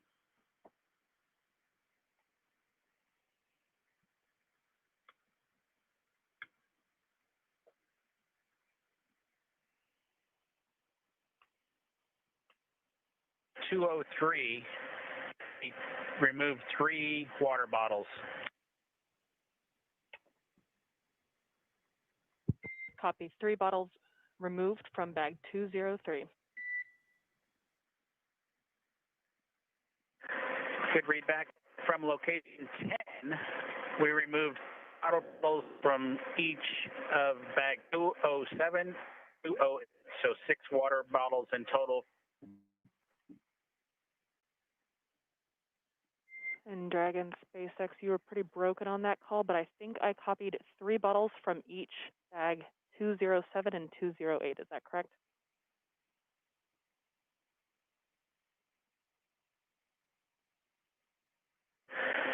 That is a good read back, Anna. I copy.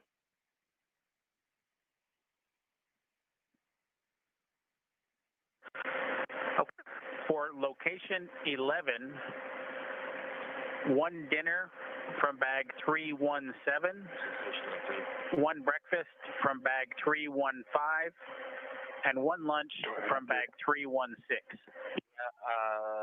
There are several.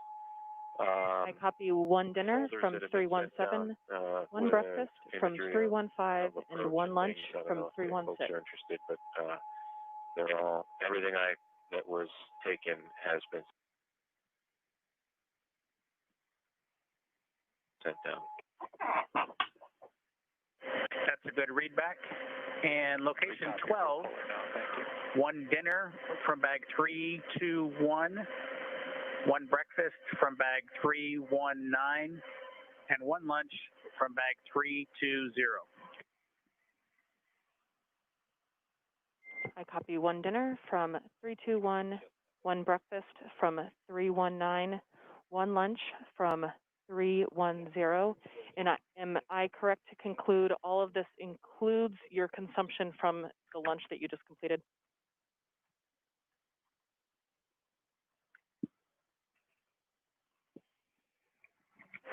That's correct, Anna. We've finished eating, and the lunch we just completed is a good complete list of what I've read down to you so far. The only thing we have remaining is the flush of the waste system here, and we'll do that with a water bottle and report when we do that a little bit later. Copy. That sounds like a perfect plan. Thank you so much.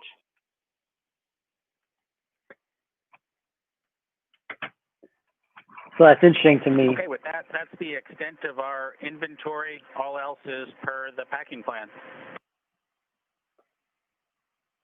That's interesting to me. They're having to manually flush the waste system. I was telling Irene last night that Copy. All else per the packing plan. I was telling Irene last night that they have been very hush about the waste system on Dragon and what that is like and what that entails to an interesting level of This is Mission Control Houston. hush. You've seen Chris Cassidy, International Space Station Commander, do much of the setup, but he does craft that Chris So I Cassidy. thought that was very, very interesting, and they still, you know, it'll be interesting to see if they ever do talk about it, but the fact that to manually flush it, the waste system with water bottles is is very interesting to me. You know, I know these capsules aren't large. I know they don't have a lot of ability to put things in there, and they're not going to have a toilet like they do on the International Space Station. You're only talking being on this thing for, you know, a day, basically. But very, very, very interesting how the level of lack of description that we've seen from that. So it'll be interesting to see if in any of the post-flight interviews or anything we get any more clarity there. Also, I'm very excited to hear about what Doug and Bob thought of their ride up to the International Space Station, because you know, as was already indicated, it was a little bit different than they had anticipated, and certainly would be. The Falcon 9 is a much more velocity centric vehicle than, say, the space shuttle was. The space shuttle, if you'd watch it, just kind of would limber off the pad, whereas some of these newer rockets, they just launch off the pad at a pretty great velocity, initial velocity. So will be very interesting to see what they say about that and all the different stages.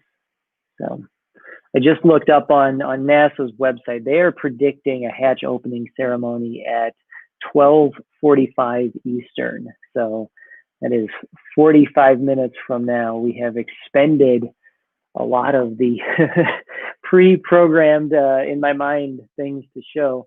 Since we have some new Hughes and Bruce, there you go. I love that. I have a feeling you are not that far off in your estimation there. I'm trying to get it to pop up on the screen. Say 5-gallon Home Depot bucket. Oh, come on.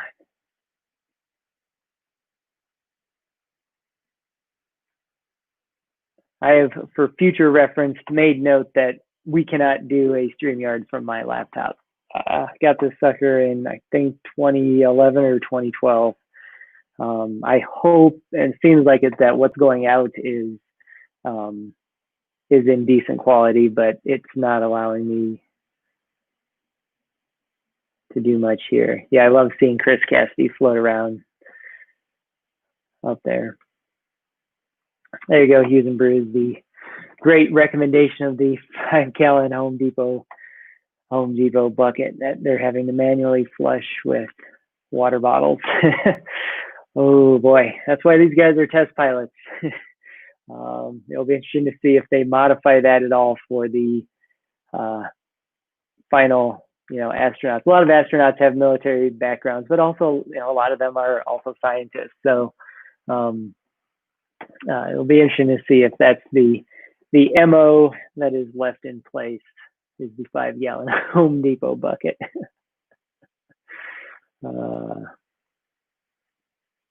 Yeah, these are some great views inside of Dragon. You can even see one of SpaceX's cameras. I think that has to be one of their cameras over here. Maybe that's the one that we were looking at before, right behind the center of Bob and Doug. Houston, we are coming up on almost 2 hours since the Crew Dragon made contact and was captured by the Come on, give me my volume.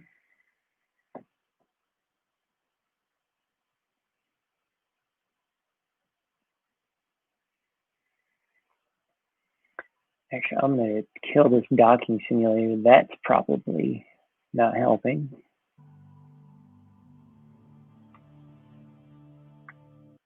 Oh, we went all the way back.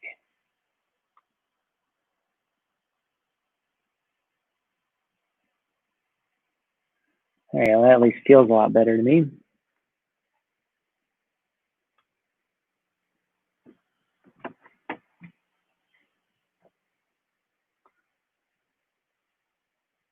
Well, since we have some new viewers and we're still awaiting 12:45 the hatch opening ceremony, I'm going to click back over, show Irene's little vignette again, and then we can play with the space shuttle transport. And let me know, guys, if this is like loud on your end. To me, it sounds loud on my end, but I want to know if it's loud on your end, and we'll know that for future little pieces that we put together. All right, Wally, are we ready? We're building it with the really big duck. There's a really big truck. And the really big old rocket. Really big old rocket. What is that old rocket called, buddy? It's called the Space Shuttle. Yeah, it's an old. It used to launch. It used to launch. Now it's old. Now it's old. Now and not running. It's not running anymore. But what's it doing here in this picture, Wally? What's it doing here? We will put that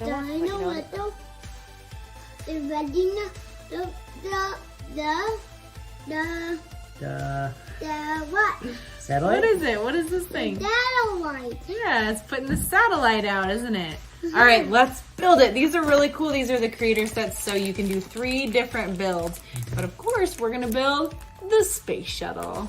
So let's get to building.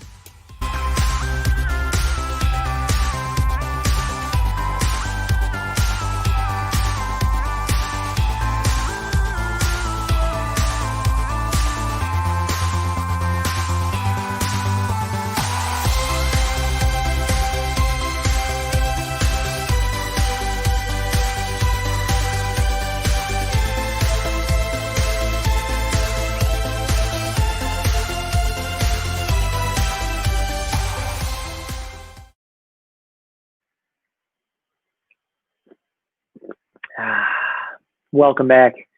Yeah, so that was a fun little build we did the other night to create this guy.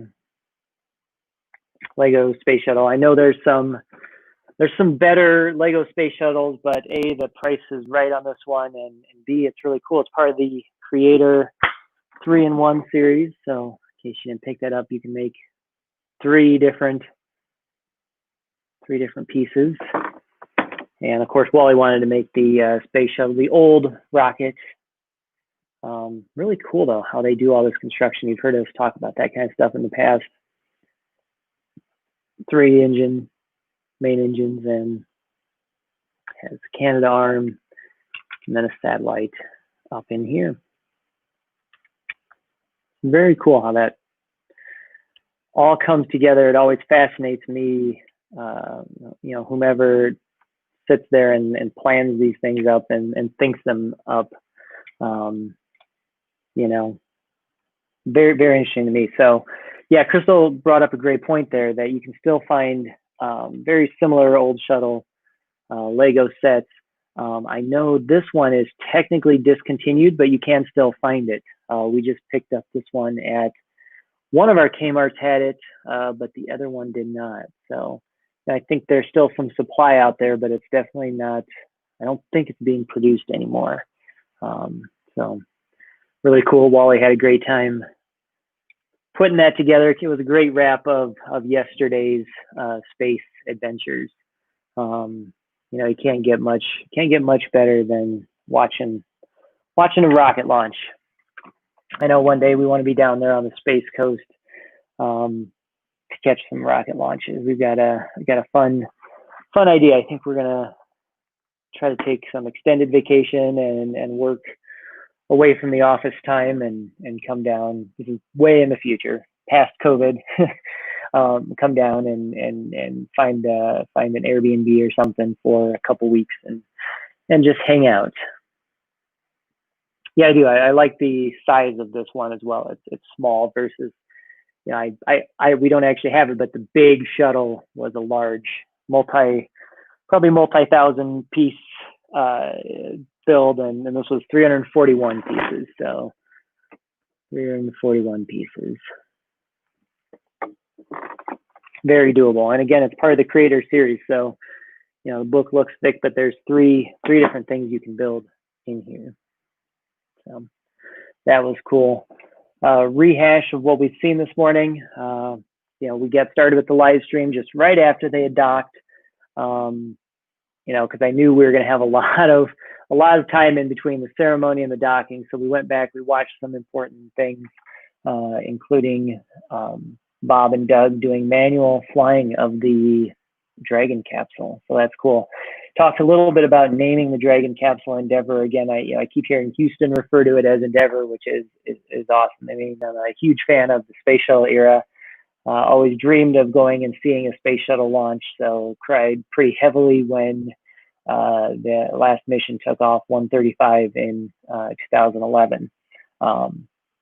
Of which Doug Hurley was on. He was pilot of that ship. So, but pretty sad when that program ended. But now to have you know, human space flight return to the Space Coast is amazing.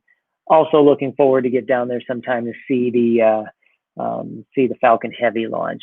That would be cool. I think that will probably rival what you would have experienced with the space shuttle, just the sheer power of rocketry going into the air. That was the thing about the space shuttle is, you know, there's a lot of comparisons out there, and Everyday Astronaut does a great one where he compares all the different types of spacecraft, and the space shuttle was really its own thing. You can't even quantify it with anything else to compare to. When you talk about how much of the space shuttle was, quote, waste, the entire structure of it, you paid to get it up into space and then you brought it back down to Earth, you know, of not really too much value there. You know, they returned some large pieces at one point and took a lot of the space station up in the space shuttle, but, you know, really not a lot of use to all that mass.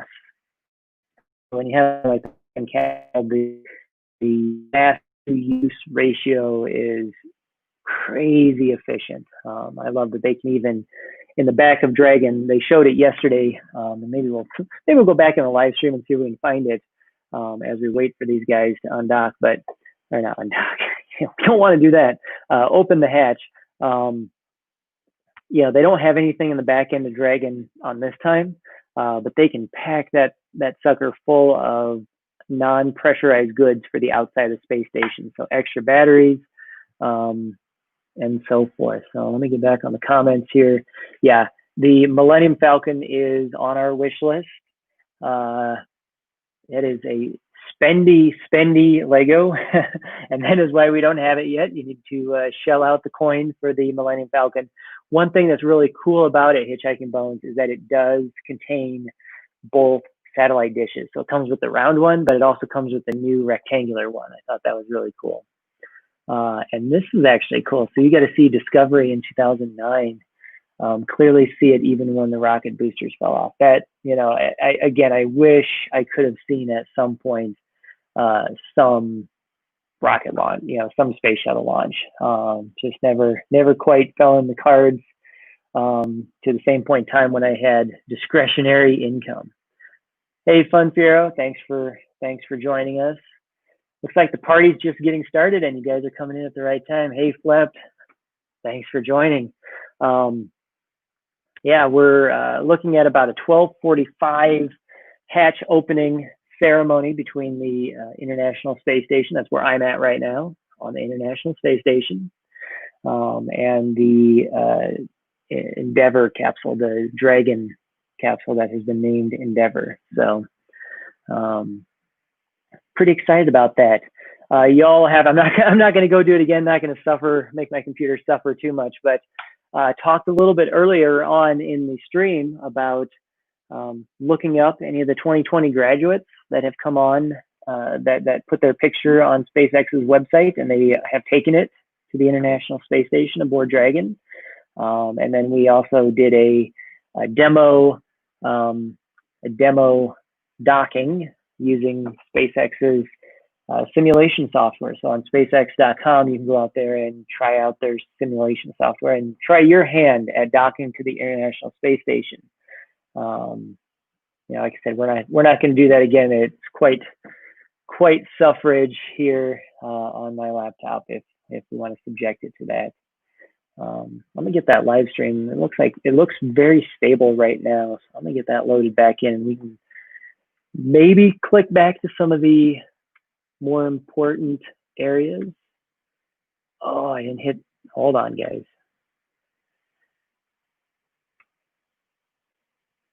I gotta hit stream audio.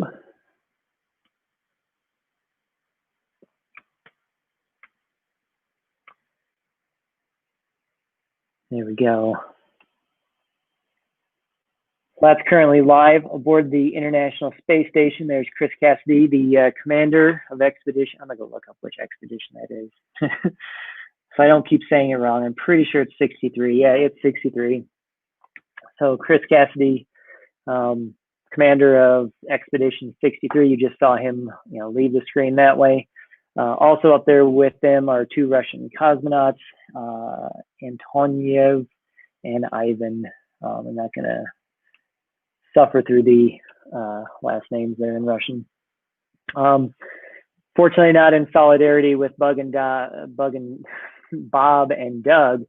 I have got my Rise coffee. Those guys do not have coffee on board the capsule. I don't know who they made mad to not allow them to send up coffee, but they don't have any coffee on the capsule. So I've got our nitro cold brew.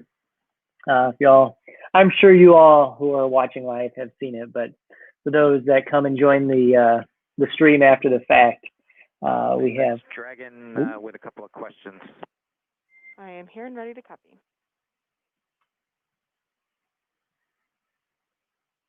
Hey, Anna, we show about an hour and 11 minutes since we started drying the suits, just to let you know that. And then the other thing is we can put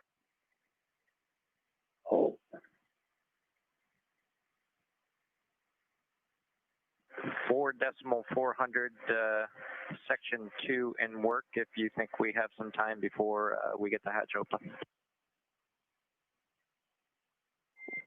We copy. You are go to stop drying your suits and turn off that suit fan at this time. Let me get you words on that waste system flush.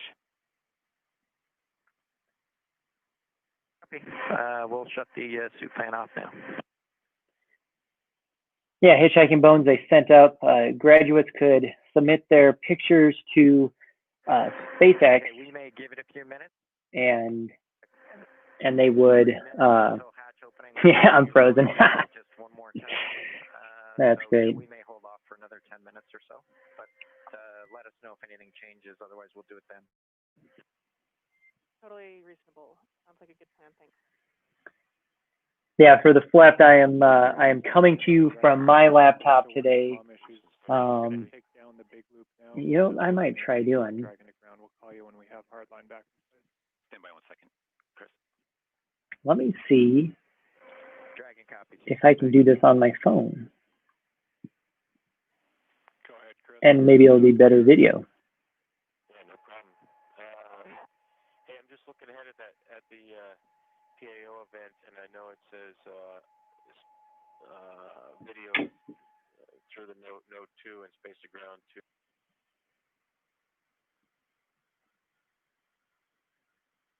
Up and down. It would only take me about 1 minute to change back over to the encoder and go do COM the normal way that we do PAO events, if that's something that's preferred. It really is super fast, and I can go to that and config quick and eat it later. Copy, Chris. Yeah, copy.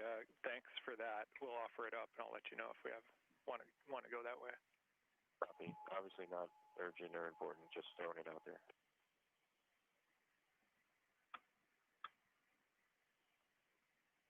I'm going to try to join from my cell phone and see if my video ends up better. So we'll see. I'm not on our Wi-Fi, so that's also...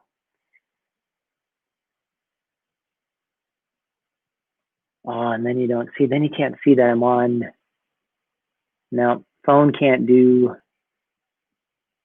background. That's okay. As long as you guys can hear me, we'll leave the other video up, and then that's there, and that's good. So, FLEP, to your question, Irene and Wally, I think I heard them finally waking upstairs. So they're both night owls like crazy. So they are just waking up. I'd hope they would join us by now so you could see them and see Wally going crazy playing with his Legos. So they'll be joining us soon, I hope, at some point. Let me know if I really start to fade out again on the quality, if you guys would.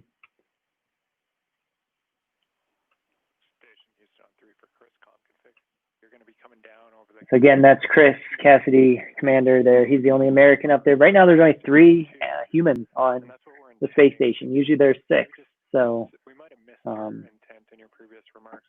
so that's, yeah, it's quite quiet up there. And one of the reasons they extended the test crew, Bob and Doug, you know, Bob and Doug were just supposed to go up for a week, come back down, and they actually extended their stay to help Chris with science. So they have all these science projects they need worked on the International Space Station, and they just don't have enough hands. Basically, day-to-day maintenance of the U.S. portions takes 1 astronaut. So if they, you know, have some extra hands up there, that means, you know, that's time that Chris or Doug and Bob can be doing some of the science experiments while someone else does the day-to-day maintenance on the station. And again, that's just the U.S. portion. The Russians are taking care of the Russian portion. So, you know, that's why we need astronauts up there. That's why we need the commercial crew program.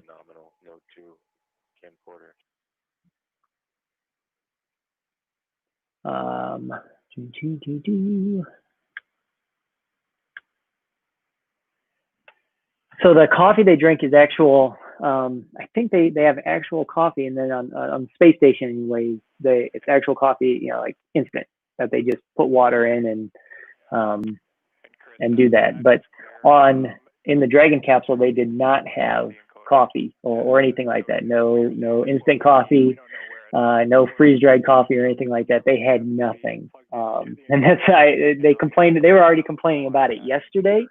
Their first day in the capsule, they were complaining about not having coffee. So I'm thinking future commercial crew missions, they'll have to work on, sending some coffee.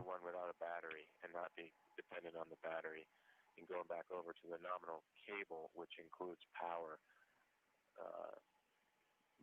I just get a little leery about relying on these batteries. Cappy, we have Photo TV online, so we're talking to them on the phone right now. Stand by. Okay.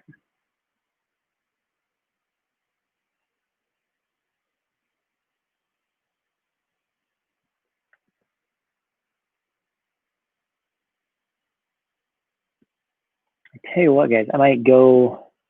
I'm just trying to think of what we could do to get a little bit better quality in place here. I might go snag Irene's laptop.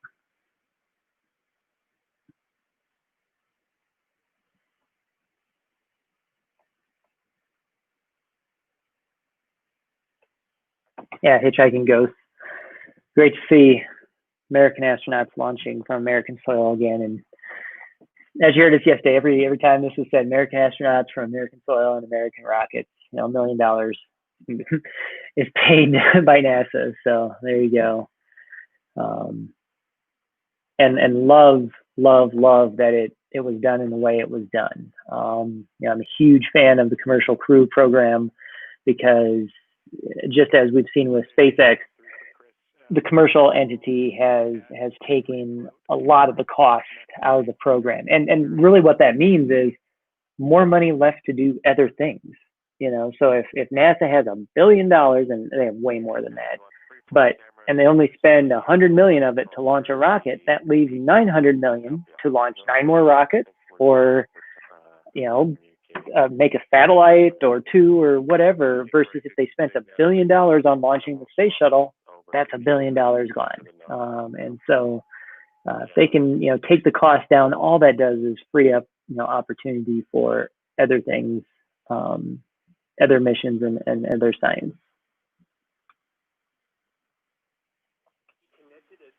Down by Chris.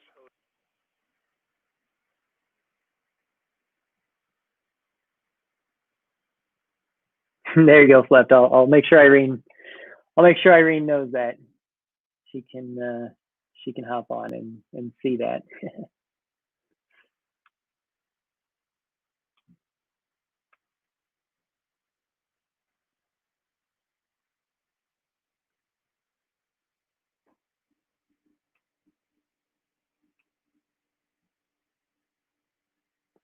So again, looking at about a 12, I think they said 12:45 Central, Eastern is approximately when they're going to be doing the hatch opening ceremony.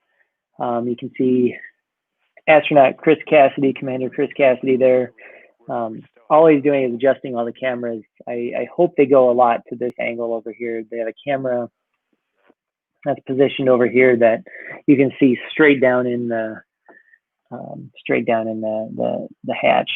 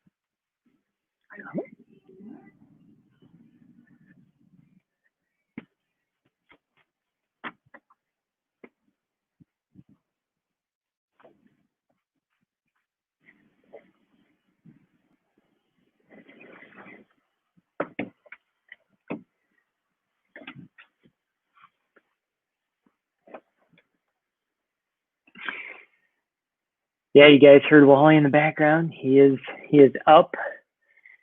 He is not quite ready to be seen yet.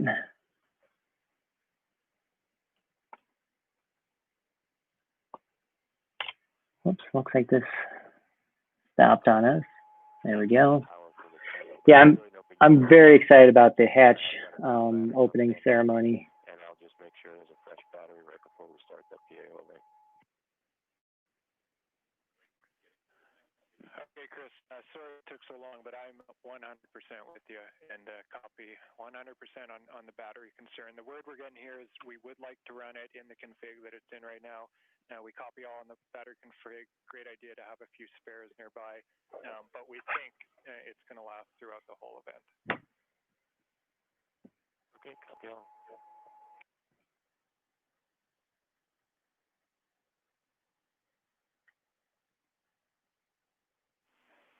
And Station Houston on 3 for Chris. For your 1615 activity. 1615, that's your go for steps 3 and 4 in 2.102 Dragon ISS arrival. Okay, 1615 activity inward.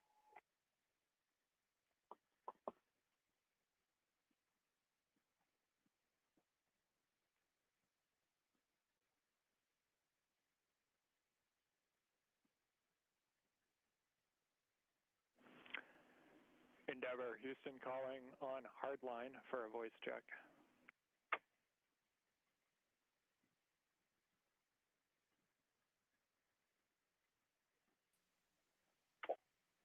Okay.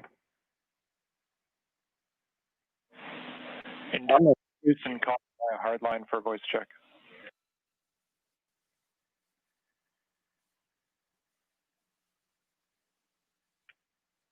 Loud and clear, how was? Hey, Endeavor, Houston, we have you loud and clear on hardline. Great news. All congrats. Sounds like we got it at least somewhat sorted out. Endeavor, Houston calling via hardline for a voice check.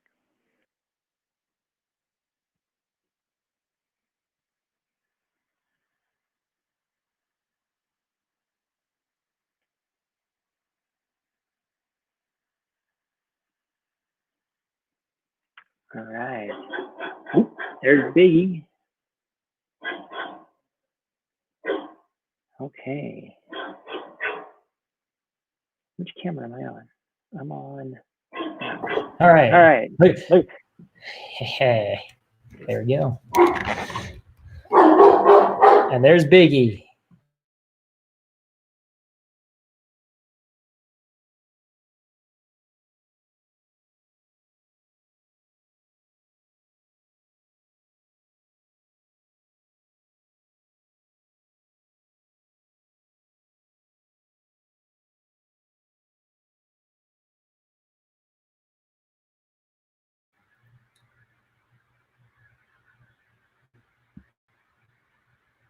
Okay, so now I switched computers to Irene's. You heard me complain about mine. But this one should be much better with the stream. Station Houston on 2, Chris, TPT is good. You're good to continue. Copy, thank you.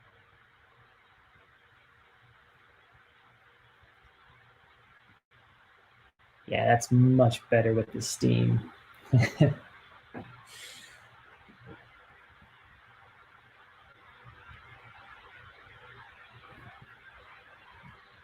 Houston back in the game. They actually have multiple different ways with which they can talk to the Dragon Capsule on the space station. So UHF is one of theirs, and I think that's what they were using when the hardline wasn't working. I'm gonna actually turn off my other computer. Let's see. Got a lot going on here. Mission Control. Exactly as you have on the space station. Rearrange everything. So I shared the story yesterday that this is Mission Control Houston. You're looking at the inside of the International Space Station. What you were hearing before were just some of the audio and video checks, just making sure that everything's synced up so that we get the best views and the best audio possible for when Bob Bankin and Doug Hurley come through that hatch. We're working towards a hatch opening now. You can see Chris Cassidy down the pressurized mating adapter. That hatch will open up to the international docking adapter. On the other side is the Dragon hatch. Cassidy working through those procedures after pressure equalization was complete. Now expecting around the order of 10 to 15 minutes maybe until we finally get that hatch open. So we'll stand by, keep those views coming from the inside of the International Space Station to welcome Bob and Doug aboard.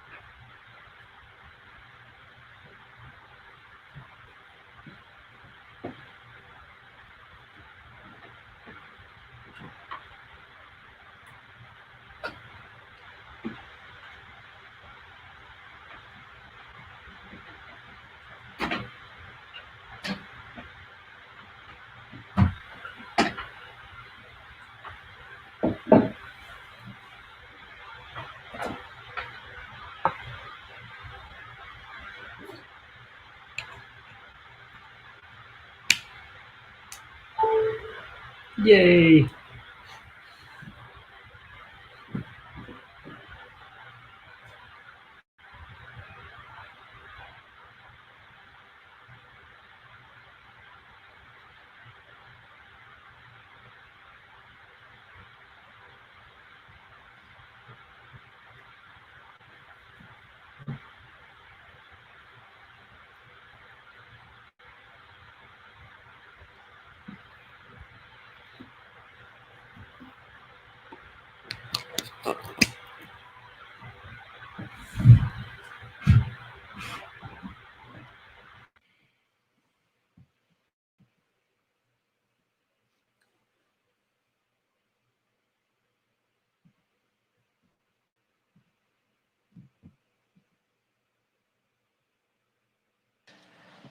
This is Mission Control Houston. You're looking at the live view of the inside of the International Space Station Flight Control Room. The team here, Orbit 2 team led by Flight Director Scoville, is working through the intricate process of making sure everything is ready to open the hatch and welcome Bob Bacon and Doug Hurley aboard the International Space Station. It's been a journey so far to get to this point. More than 2 hours ago, made contact and capture with the International Space Station was the Dragon vehicle, the Crew Dragon vehicle, with Bob Bacon and Doug Hurley aboard, 9:16 a.m. Central, 10:16 a.m. Eastern. Dragon, voice check. How do you read me? Count 1 to 1. 30 minute timer that you gave us a little bit earlier. 1 to 4. 1 to 5. Here, and then give you go to come back on board. What I find very interesting and what I like is broken in that previous call. there's two different communication levels, and every once in a while you hear Dragon and SpaceX talking, but also Houston and the station talking. By the way, so made a quick change there. I don't know. I'm sure you all noticed it.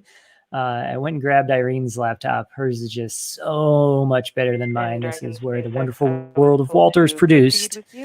So hopefully you've seen an improvement in the stream quality. I'm already noticing it. It's staying with us much better than it was previously. So hopefully that seems better for you all. And when we get to the moment, we're in great shape. Looks like they've got the inside hatch open. So again, you have one hatch right here. I'm gonna go ahead and turn that down. Checking. You have one hatch right here. This is at the edge of the node, you have the second hatch, which is at the end of the international docking adapter. So that, if that was open right now and there was not Crew Dragon there, he would be out in space. Hatch to the international docking adapter, 11:37 Oh, that's an awesome view.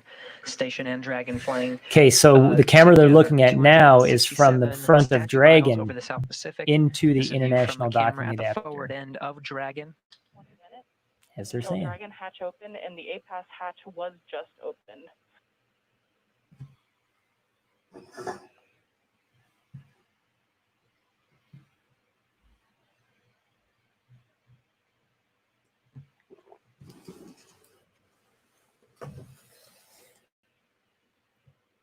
Again, 11:37 a.m. Central. The hatch to the international docking adapter was open. You see Chris Cassidy there poking his head in. That's the camera at the forward end of the Dragon. Now only one hatch separating Bob Behnken, Doug Hurley from Chris Cassidy, who you're seeing here from those Dragon views. Whoa. Expected time to open that hatch is about 20 minutes from now. Oh, they're still saying 20 minutes away from opening that We'll hatch. report that time to you and expect to do a welcome ceremony at 12:15 a.m. Central Time, 1:15 p.m. Eastern. Those bags you floating there are all the tool bags, the docking tool The bags. International Space Station as part of the Expedition 63 crew. We'll get to hear some words from them and have some VIPs here at Mission Control Houston to provide words to the teams. Thanks, Hitchhiking Ghost. Entire mission and the Or crew Hitchhiking Bones. Yikes, my brain. I need more coffee. It's early here for us. Copy the hatch open, no condensation, thanks.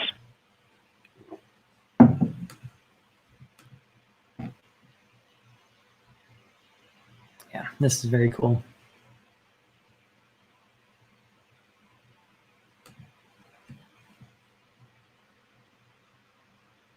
Dragon, SpaceX on Dragon to ground, com check.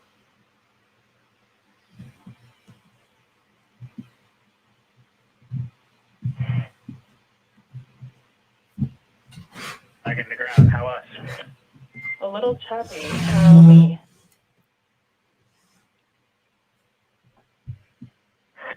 You are loud and clear. We'll put section 2 of 4.400 in work. We copy all. Thank you. And please give Anatoly a call on Big Loop. Well, I think you can drink coffee well through most of the day and even into the evening as long as it's decaf. So no worries there. Bottles of water consumed from location 9, bag 204. Location 9, bag 204. And to confirm, that was for the waste system flush. What amazes me too, this is a great view of, I think that's Chris. Yeah, that's Chris. You know, just how much brute force still a lot of the space station needs. I mean, remember this thing was made 20 plus years ago. Removing that target from the APAS hatch docking interface. Dragon, com check on the big Yeah, so that's the target that they use to, you know, the computer uses to hone in on as it tries to dock. Or I guess maybe even not the computer, maybe it's actually the person. So when I did that simulation before, you could kind of see that black thing in the middle. It's actually that.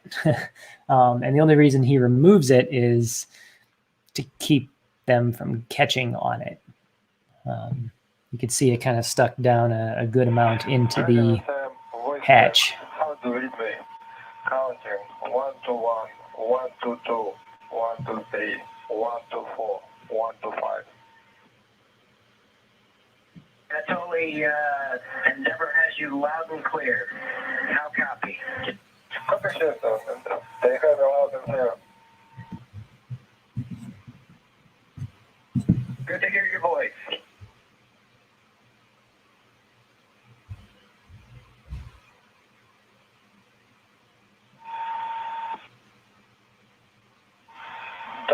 How to read me?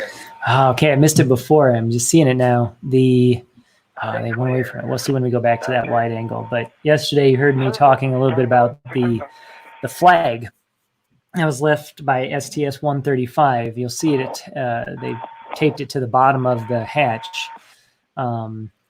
It was actually left by the crew of 135 when they left in 2011 to basically be picked up by the next American crew to come to space. And it was attached to the bulkhead. And then at some point, 2 or 3 years later, NASA instructed them to stick it in bin 8, which is just a storage bin randomly scattered around the space station. I mean, they know where they're at, but it's a random bin. The Russian segment, Russian cosmonaut Anatoly. And so about a month or two ago, when I don't know if it was Doug or who it was, but someone said, "Hey, you're going to retrieve that flag?" The APB went out on, "We need to find the flag," because they didn't know where it was at. They knew it was in bin 8, so they sent probably Chris or one of the other space station crew members to go into the bin 8 and start digging for the flag, and thankfully they found it. And that includes the water used for the waste system flush. Is that all correct?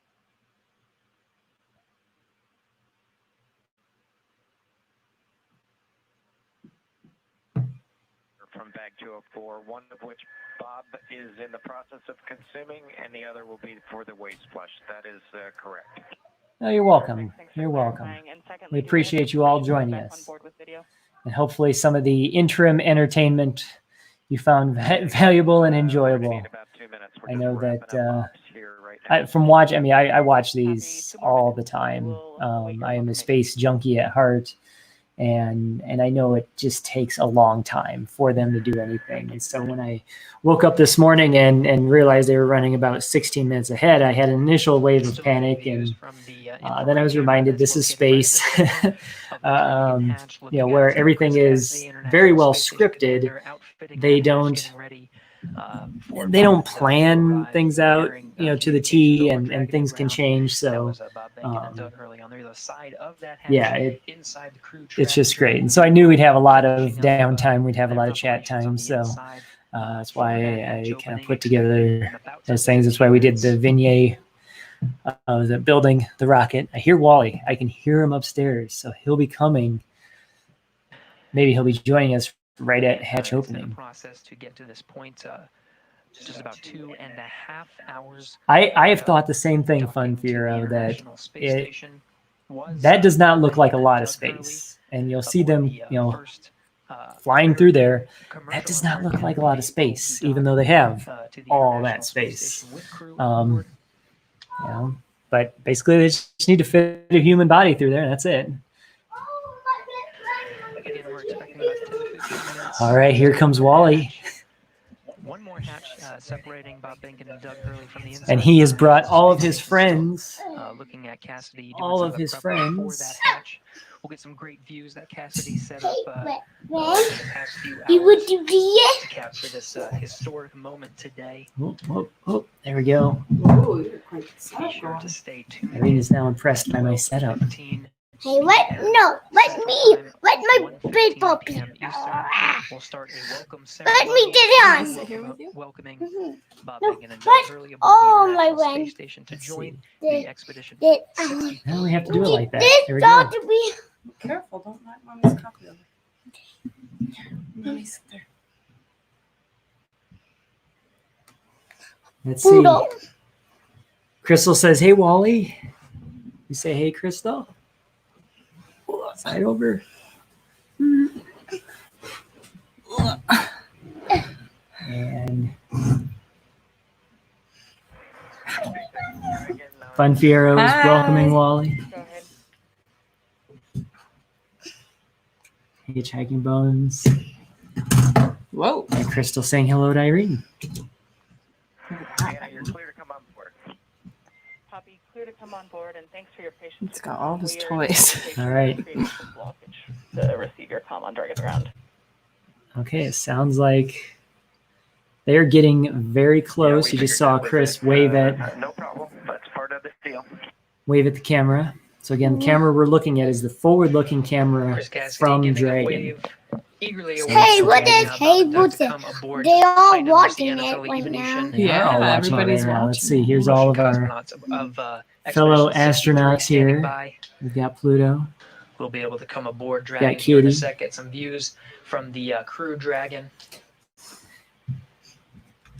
We're in a short handover of those communications from the International Space Station. Video and audio should be regaining them momentarily. Irene is impressed No, with my when the setup. big I on wild, I was watching a how little bit did it- upstairs. Were and you? Saw you with your struggles. When with the technical big Oh my difficulties. gosh, this old house. machine cannot handle. Yeah. And then my I also daddy, say- when the heard you big say don't do That you found this at a Kmart. I said Kmart. I thought I said. Hey, Sorry, it was a Target. in the white spot Yeah. I put. I was like, ooh, my Hey, tires. Mom, I got it in the white spot for me. Okay. What did all my friends white there? Look at all your friends. I know. Look at Yoshi. Disappears in space. Ooh, where's the camera? Yoshi Yoshi's disappears. Look at, he's an invisible dinosaur. Did you know that? Look at that. Is that kind of cool? When you DMV. Yoshi in space.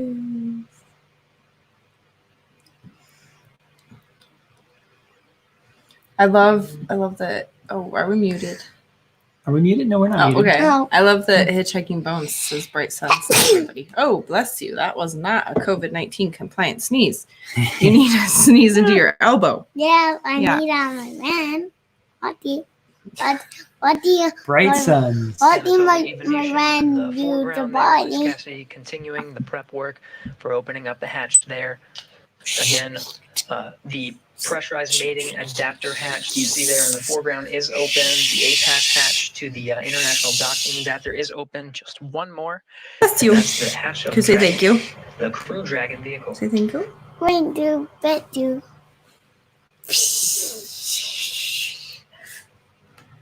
Alright.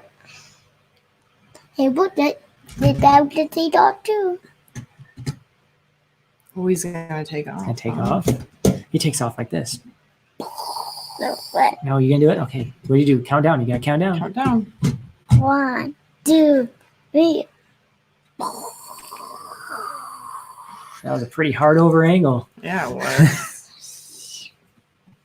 And you know, and what the airplane doctor will one day the when the airplane the Two station is ready for Dragon hatch equalization. Station Houston copies. when Dragon the Colorado. airplane is Able. going to Dumbbell, the airplane just roll the wheel in. Yep, when the And- airplane takes off, he pulls the wheels in. Yep. Yep, and he Yep. and fly around And right flies there. around, yep. Ollie, can you say hi to Bob and Doug? Say hi, Bob and Doug. Hi, Bud and Todd. What you doing about And to Dragon do? Houston, just looking to confirm that you're ready for hatch equalization. Well, they are You're- ready to equalize their air pressure. Yep, that's what they're about to do. Oh, you broke the fin. We are ready as long as SpaceX is ready.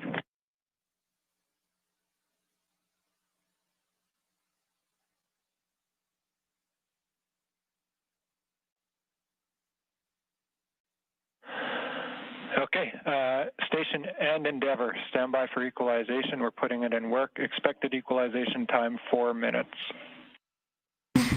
All right, so 4 minutes. We got up just in time. You guys got up just in time. You missed the docking. You missed my docking Yeah, it's at the okay. space station. I'll watch the replay. Yeah. That's the thing about these space adventures. Oh no! You better do no. Oh no.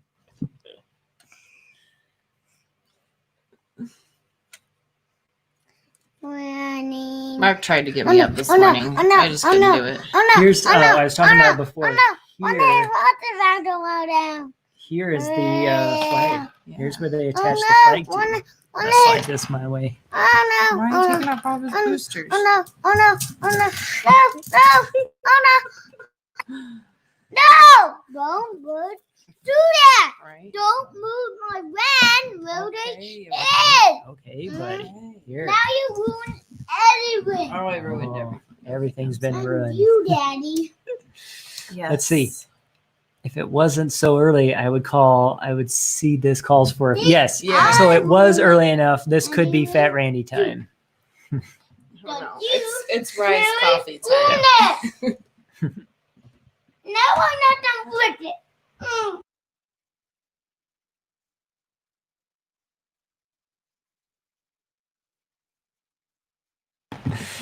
Yeah.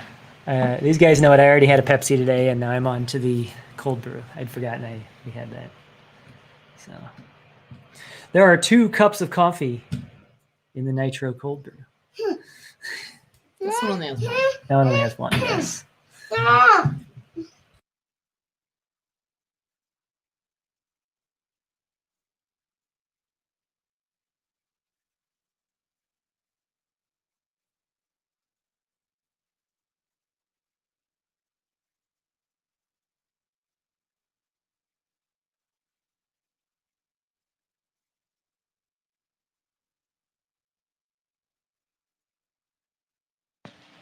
This is Mission Control Houston.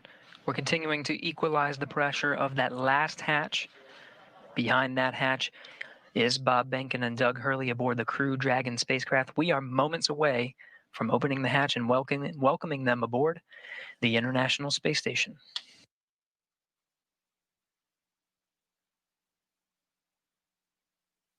That'd be so fun. You want to do that? Yeah, I like that, Crystal. 7 a.m. coffee and then switch to art. That's usually what I do, except some days, and today's one of those days.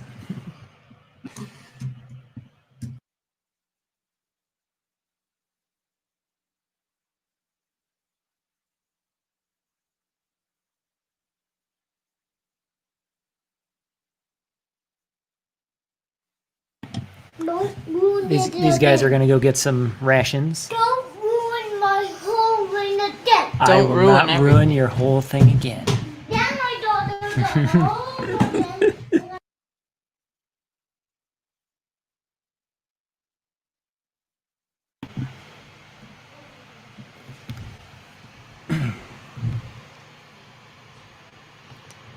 Yeah, moments away. Let's make sure we're live. Oh yeah, we're good. We're live.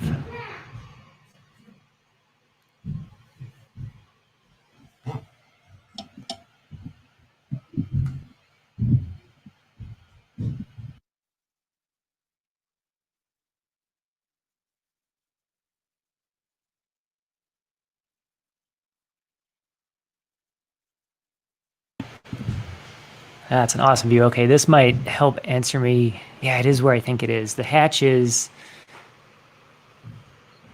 Here's the panel. Here's where they were laying, and the hatch is above them. Whoops. Oh.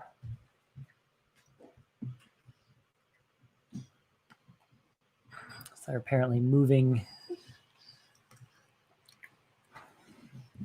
cameras with inside the space station. This is back in the space station.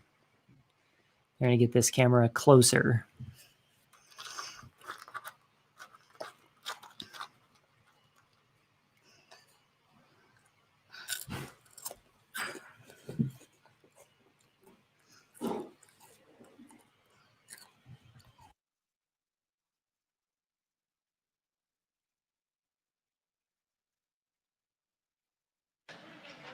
This is Mission Control Houston. If you're just tuning in, we are standing by for confirmation of the hatch opening between the International Space Station and the Crew Dragon.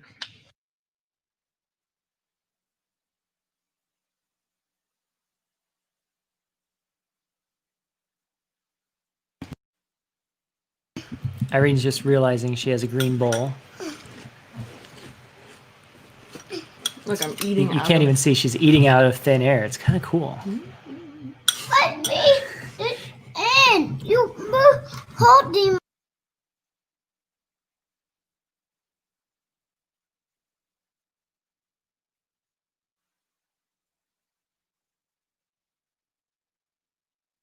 There's the hatch to the Crew Dragon. Seeing Doug Hurley through the glass on the other side. Okay, that's really cool. They do have, you can see through that. Okay, there is a little window.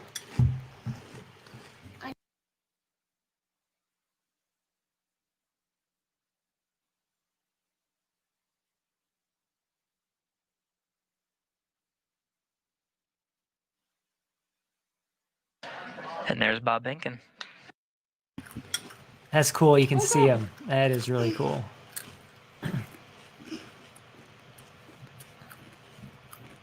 There they are.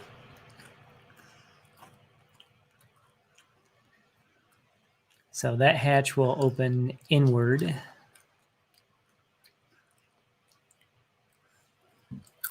You see, Lily? See them? Mm-hmm. Why are you looking under there? That might don't be dangerous. It might be dangerous, yeah. Mm-hmm. Still equalizing that pressure between Crew Dragon and International Space Station, just moments away. Just moments away.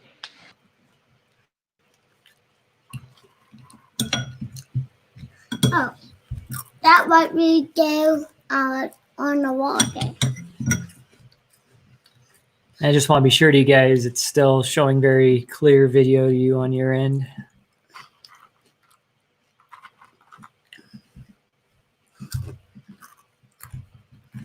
Mama. Mm-hmm. Mama. Yeah. I want to do the thing one with you. You want to do something fun today? Mm-hmm. Okay. Mm-hmm. I want to build a really tall tower. Oh, build a really tall tower. That sounds fun. What you want to do? I don't know. Tell me. Tell me what you want to do. Have a pool party. What do you want to do, Daddy? Oh, I don't know. Have a pool party. Tell me what you want to do. On Big Loop, you are billed for hatch openings per the decal, followed by the remaining actions in your procedure 4.400. All right, so dragons go for hatch open.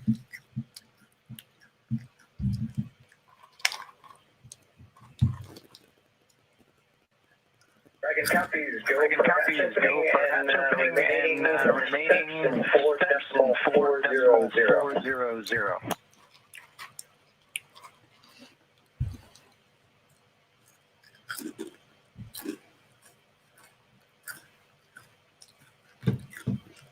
Pushing mine, Mama. You know, Lily. Anybody ruined it? No. You ruined it? And not standing up. No. Why did puppy not doing one to stand up? Because they can.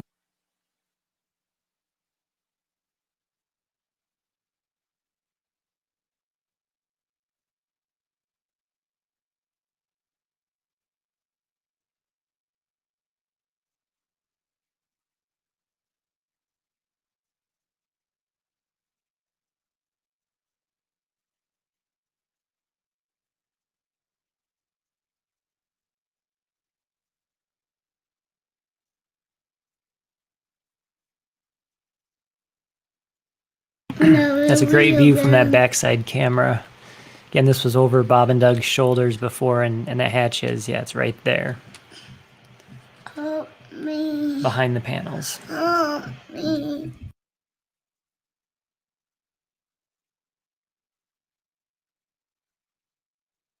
And I have a feeling if they designed it right, that hatch will swing towards the panels. Yep, sure does.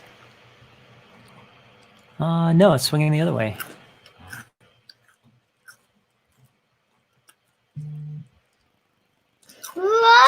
And with that, the hatch is open 12:02 Right. p.m. Central Time, Go USA. 1:02 p.m. Eastern.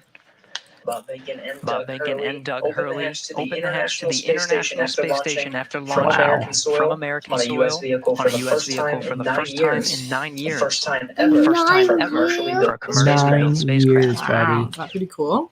When the baby doing viral that out in my house. Tonight. Yeah, it'll fly over Tonight about 9 we'll o'clock. Look for it. Remember, we saw it the other night. Yeah, I heard it really bad. Mm-hmm. I I'm not talking And hopefully tonight it'll be clear, but we won't be able to see the two of them. That's why we went to look last night, because last night, 6 minutes before the space station went over, we should have been able to see Crew Dragon. But that we couldn't. No luck. No luck last night. It was cloudy. So I told you, my daddy. what? I told you, my daddy. What? You told him? What did you tell me? You wanted, but you wanted don't sign up. We didn't know you didn't rent. We see the space station. You wait all the time. You wasted all the time. I did waste all the time. You looked at us not the time. That's why the time went out. That's why the sun went out. You want the sun to be out to see the space station. Be down. If you're just tuning in, No. the hatches are open between You. Dragon and the International Space Station. International Space Station Commander Chris Cassidy now talking with Doug Hurley and Bob Behnken aboard. That's such a cool view right there. Spacecraft. In the center is all their checklists Central, and Central, information. 2 p.m. Eastern. And then again, their control panels, however they want them configured. So, obviously Bob is looking at all the different systems, propellant levels, I think. I don't know what. Dragon on the hatches open in 5.4.4.400. How copy? Hi, copy. Hatch is open. And great to hear. Thanks.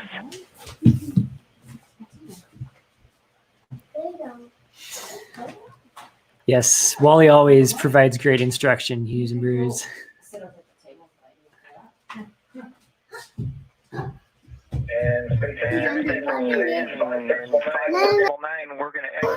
I'm not going to move it. And transition to 2.102 Crew Dragon ISS arrival through the hatch opening. I copy. With that, I understand you are complete with 4.400 and will follow along with you as you transition to the ISS procedure. I mean, this is actually very cool to be showing it from this angle. So previous human spacecraft up into including the Soyuz, they have tablets that have this on the information on it now, but they were doing a lot of flip books, paper knee boards that had all their checklists.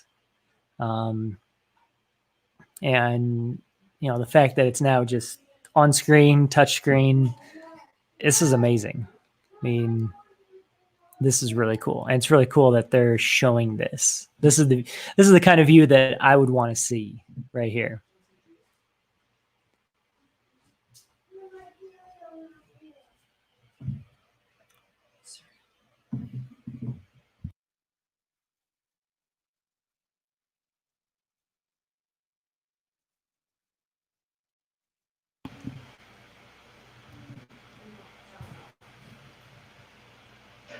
This is Mission Control Houston.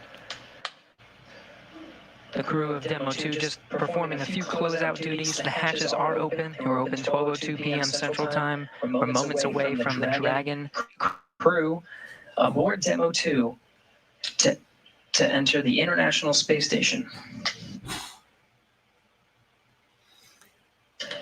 It'll be the first time that Americans will enter the International Space Station on a rocket launched from U.S.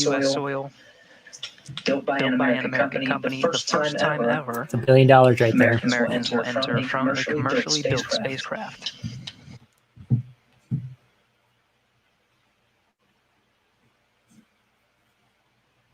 I think it's interesting that Bob and Doug left their seats in that fully reclined position. I mean, that's not much room for them to slide in and out of those seats. And again, it's weightless, so they don't need a lot of room. But very interesting to me. Those seats can go, they're right now in the pretty much horizontal position. They can go, down to a close vertical position. So very interesting to me that they've just left them there.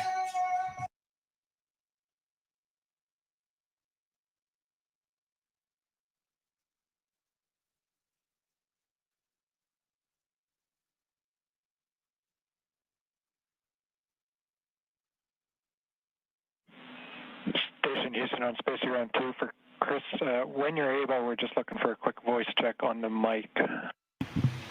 Looks like they're getting ready for the opening ceremony. Fun Firo, great question. This is the Blue Yeti microphone. So before, when I was talking, oops, getting feedback there because my mic's just died. There we go. Before, when I was talking, I was using my AirPods, and that's my preferred way to go because the audio is very, very centralized. You know, sticks with what we're doing, and then gives me feedback on what I'm hearing going on. But this is our Blue Yeti mic, so it does a good job of ignoring audio from the computer. It also has all these settings you can set on the back side of it to really, have focused audio in front of you. So in theory, you shouldn't be able to hear snapping. Ooh, some bacon. Thank you. My breakfast time. You shouldn't be able to hear my finger snapping, too much behind here. I'm just doing a soft snapping. But if I do the same soft snapping up front, you'll be able to hear that a little bit better. So I'm assuming it's working like that. You can do all sorts of settings on it to keep certain audio at bay, such as Wally screaming in the background and certain audio going on in front of it.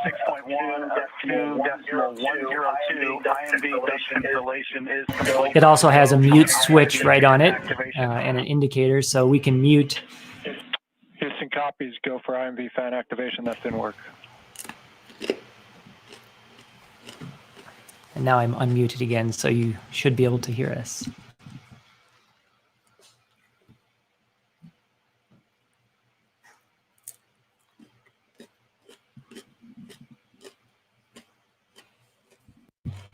Eat some bacon. Cheers, bacon for Bob Bacon. It's not bacon, it's bacon. Bacon. Yeah.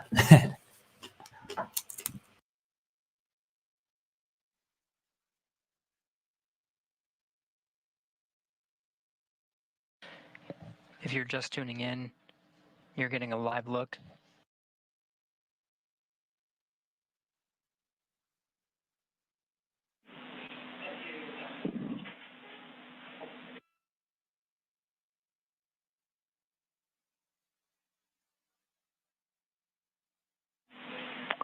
Station Houston on two things. Chris, we did hear you over the PAO side of things. That was a good voice check. We might ask you for one more. And then for the Dragon crew, you also have a go for 6.3. That's opening the location 2-3 and checking for debris. Dragon copies 6-3 and work.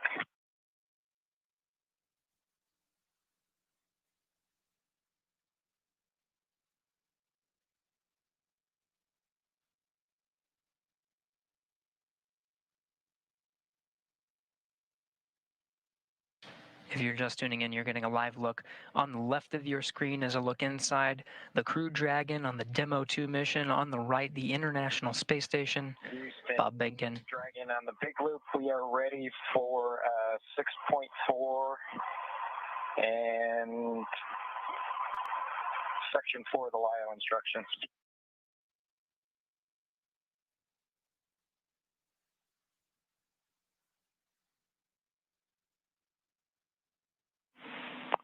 And station, we copy. Dragon crew, you are go at 6.4.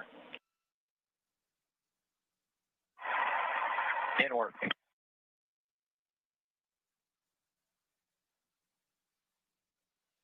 That's excellent. Another view down in that under, you can see the seats, the white rounded pieces. And you're looking underneath the seats to those storage areas. And for Hughes and Brews, I'm assuming somewhere there you're going to find that 5-gallon bucket, 5-gallon Home Depot bucket.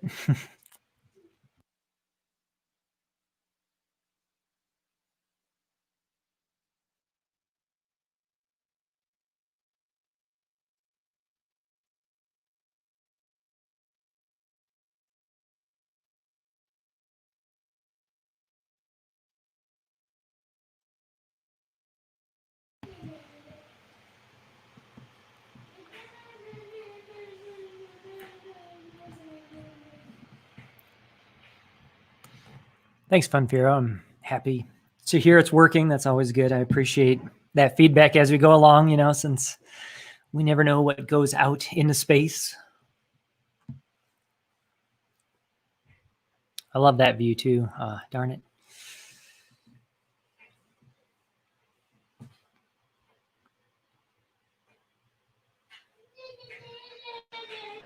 This is Mission Control Houston. You're getting a live look at the inside of the International Space Station, losing video communication from the International Space Station. It will only be momentary. We'll have those views back to see Bob Behnken and Doug Hurley enter the International Space Station. When they do, it'll be the first time that humans will enter through this hatch for the first time in 9 years. That's right. This hatch hasn't been used for humans. They did use it when they did the crew demo mission 1, when SpaceX sent up a empty capsule. I think they actually had some expendable items on it just in case they lost it. But SpaceX actually sent up an empty Crew Dragon capsule. It docked there. Station came aboard. They actually donned masks to make sure that, you know, just in case any, it was a hazardous space. So they donned masks and closed off areas of the space station just to be sure it was completely safe, and did those tests. But yes, this will be the first time humans traverse the International Docking Adapter in 9 years when the Space Shuttle used to, really cool. Go back and watch. We'll I don't want to do it now because we're going to, watch these guys go through, but really cool to see the Space Shuttle. So the Space Shuttle, I've got one right here. This is great. So we're just going to do this. We're going to do this. Let's imagine this is the International Docking Adapter. The Space Shuttle, as it hit space, every time would open up its bay because all the cooling radiators were inside of here. And the Space Shuttle would actually dock like this to the International Space Station. Very cool, very complex operation to do what you just saw. So you just saw the Dragon come at it and dock on the front side. Space Shuttle couldn't do that. Its docking adapter was on the inside, and it would dock like this. So very cool to watch those videos of the Space Shuttle. I'm not even certain how they got it to move in this fashion. I would need to go back and watch those videos to see how they got it to move to dock like this, but very cool. And happy we had this demo. Just stand by.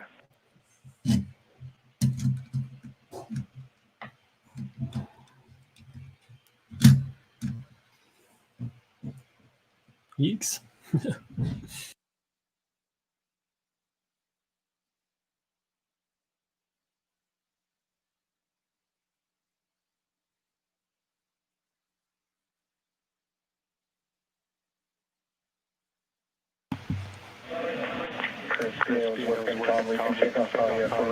For another check.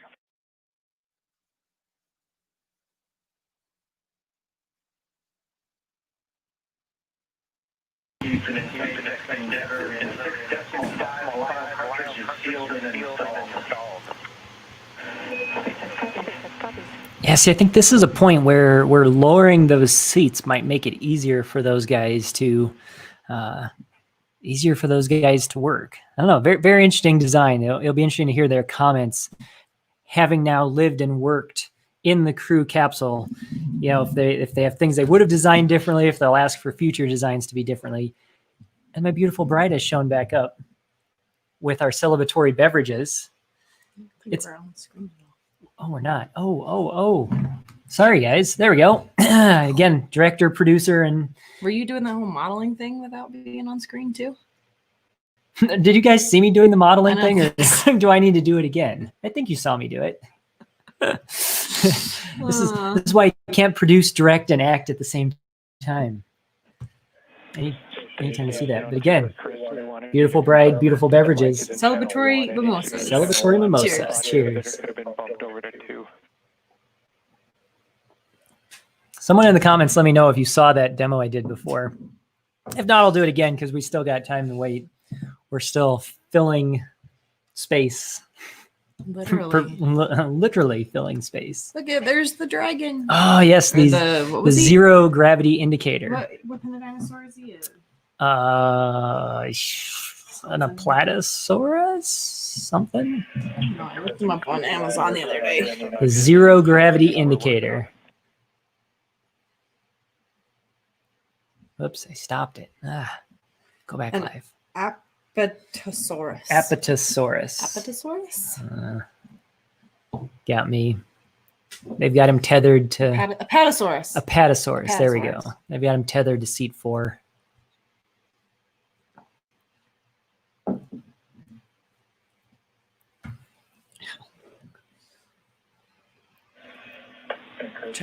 Trevor. What? The dinosaur's name is Trevor. The dinosaur's name is Trevor. Okay. I think that's a typo. Yeah.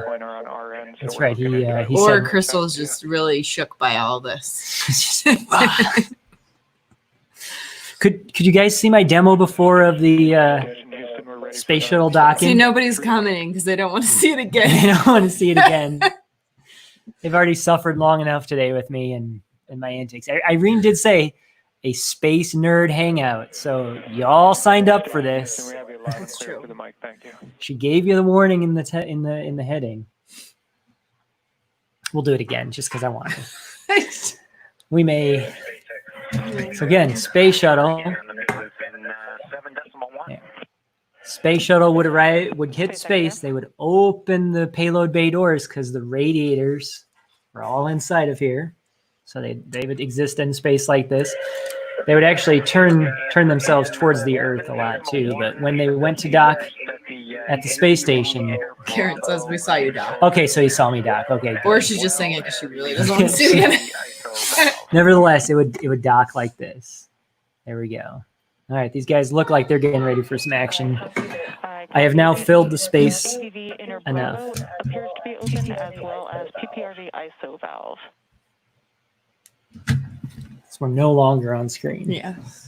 What happened to the shuttle spin? Did we lose it? Oh, it's on the ground. To close if you're good with that call. Yes, we are good with that call and appreciate the status. Thank you.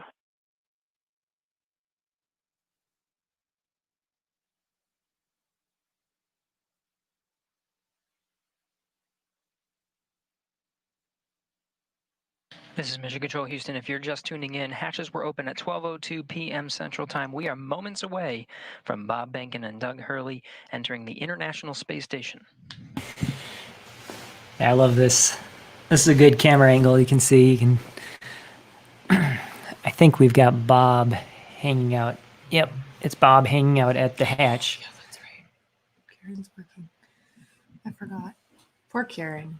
Yeah, Karen's working. She was on here earlier, but I'm making the assumption since she's on her cell phone, she's going to actually watch the regular stream. I would watch that instead of our antics, so you know when it's important.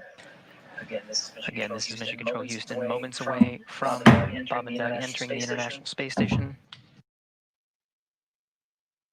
Shortly after they enter, we will conduct a welcome ceremony. There will be VIPs here in Mission Control Houston, Ficker 1. Looks like they're all closed visually now.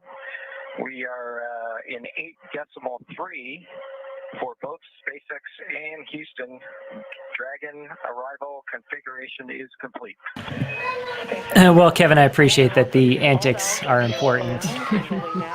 I will cheers you. Oh, you can't see me. Hold on. Houston, copy. I will cheers you on that. Welcome to the International Space Station. All right, please come aboard.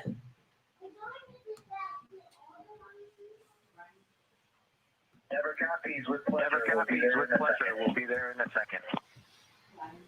Here we go.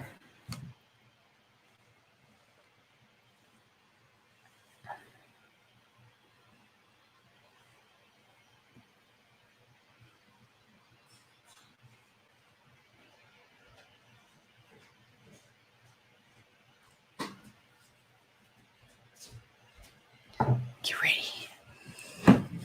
Here they come.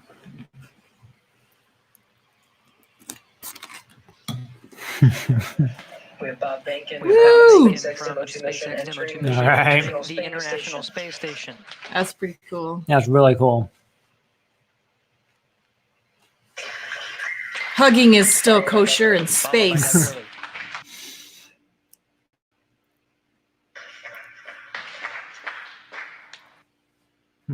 Aw. That's cool. These guys are great friends. Oh, he's crying. Who's crying? That guy, Chris? you just wiped tears from his eyes.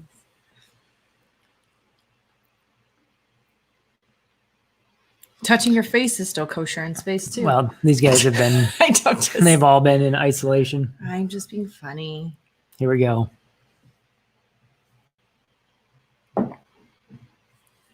Uh-oh. Uh-oh.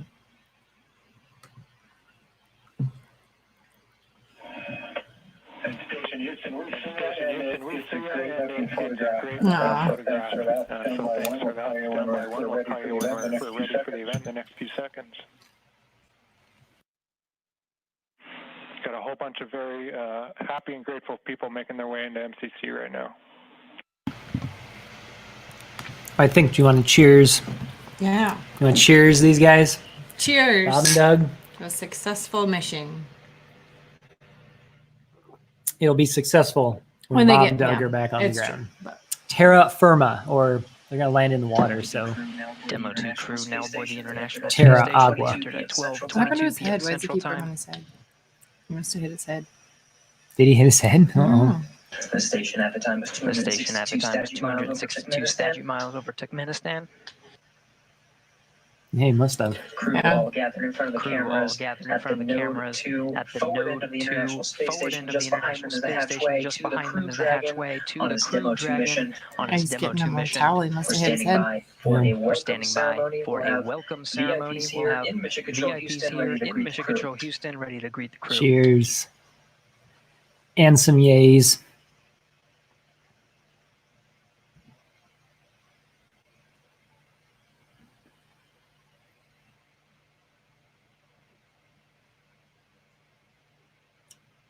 Yeah, I think there's to your guys' points earlier that a little bit tight space. He must have smacked his head. Yeah, I think so.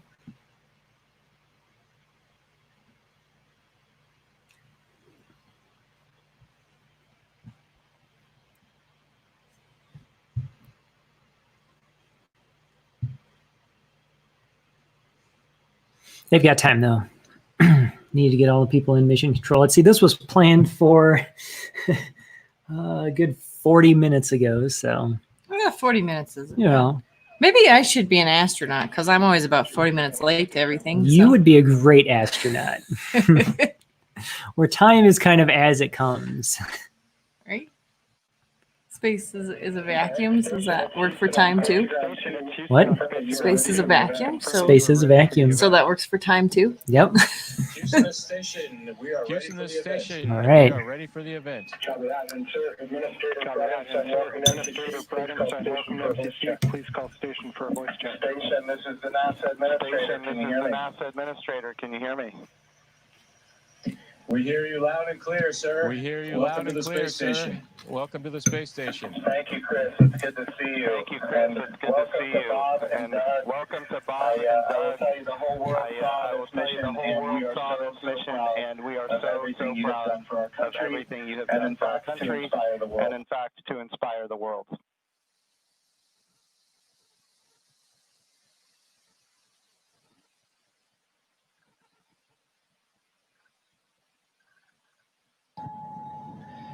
We sure appreciate that, sir. It's obviously been our honor to be just a small part of this. We have to give credit to SpaceX, the Commercial Crew Program, and of course NASA. It's great to get the United States back in the crewed launch business, and we're just really glad to be on board this magnificent complex. Well, we have some VIPs with us here, and I'm sure they have some questions that they'd like to ask you, but I have one of my own before I turn it over. And I just wanted to find out if you guys got any sleep on your way up there the last, I'd say, I got 19 hours. Did you guys get any sleep? Yeah, we missed that hand grip, but yikes. Yeah, I think a lot of folks in Hawthorne were asking the same question, sir. But we did get probably a good 7 hours or so opportunity for sleep, and I did succeed at sleep, and Doug did as well. So The first night is always a little bit of a challenge, but the Dragon was a slick vehicle, and we had good airflow, and so we had a excellent evening, and just excited to be back in low Earth orbit again.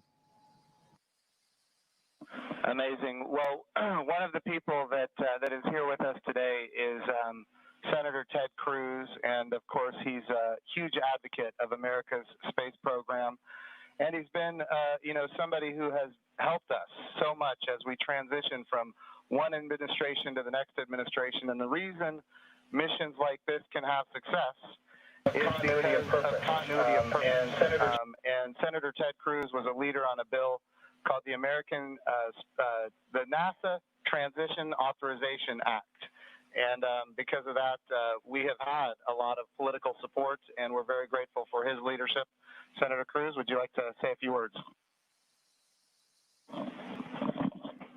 Well, congratulations, gentlemen. The eyes of the world are upon you, and everyone is proud of you. All of America is watching you, and today and yesterday represent big, big days. We're looking at a decade since we've had American astronauts launched on an American ship from American soil. Another $1 billion. I just asked Irene, I wonder if they all COVID tested, because they're going to be passing this single phone around all of them. As it took off. And we're glad to see you. Glad to see you, Don. So let me ask you, that Dragon is an amazing vehicle. How does she handle?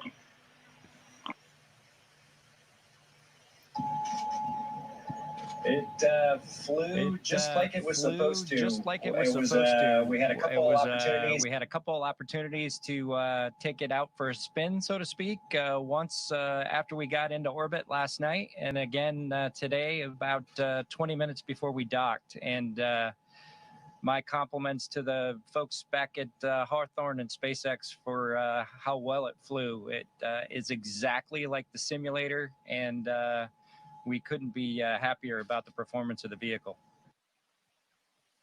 What do you guys hope to accomplish in your time on the International Space Station?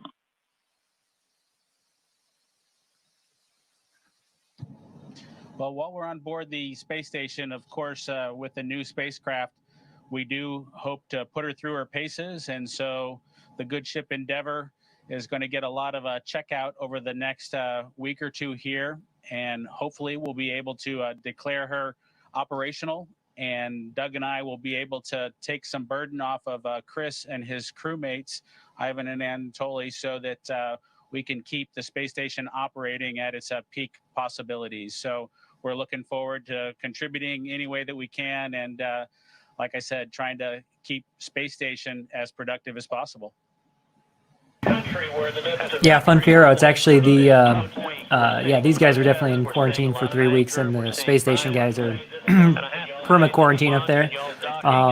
More so worried about the guys at Mission Control. I think that's in Houston, where they're at now. Ted Cruz and Administrator Bridenstine, and showing and what they're passing around this phone in Mission Control, and none of those guys have been in quarantine. So just curious. Well, it's always interesting in this time to watch and see.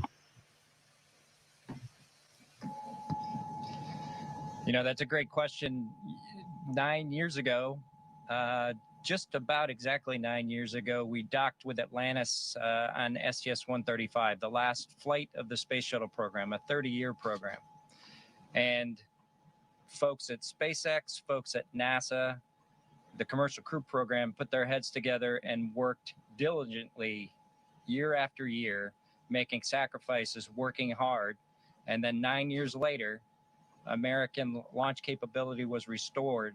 And this is just one effort that we can show for the ages in this dark time that we've had over the past several months, to kind of inspire, especially the young people in the United States, to reach for these lofty goals and work hard, and look what you can accomplish. Thank you, gentlemen. God bless you. Thank you, Thank you, Senator sir. Cruz. We have another very special guest here that represents the Johnson Space Center. And of course, it's my good friend from the House of Representatives, Dr. Brian Babbitt. And I want to be clear, he also was a big part of the NASA Transition Authorization Act, which gave us the continuity of purpose to make this happen today. So, gentlemen, here is Dr. Brian Babbitt from the state of Texas. Thank you. Thank you. It's great to be with you guys. I was at the launch yesterday. I just want to say a huge congratulations. And there was a thunderstorm that blew in about 30 minutes or 45 minutes or so before liftoff. And it was in doubt there for a minute, but it was just an enormous achievement. I just want to say thank you for you guys. Really appreciate what you're doing for America, and the crew that's already been up there, Chris, and your two fellow Russians.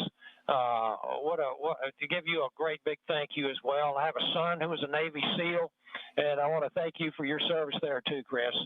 And also, I would like to just see what. Thanks for joining us, Fun Vero.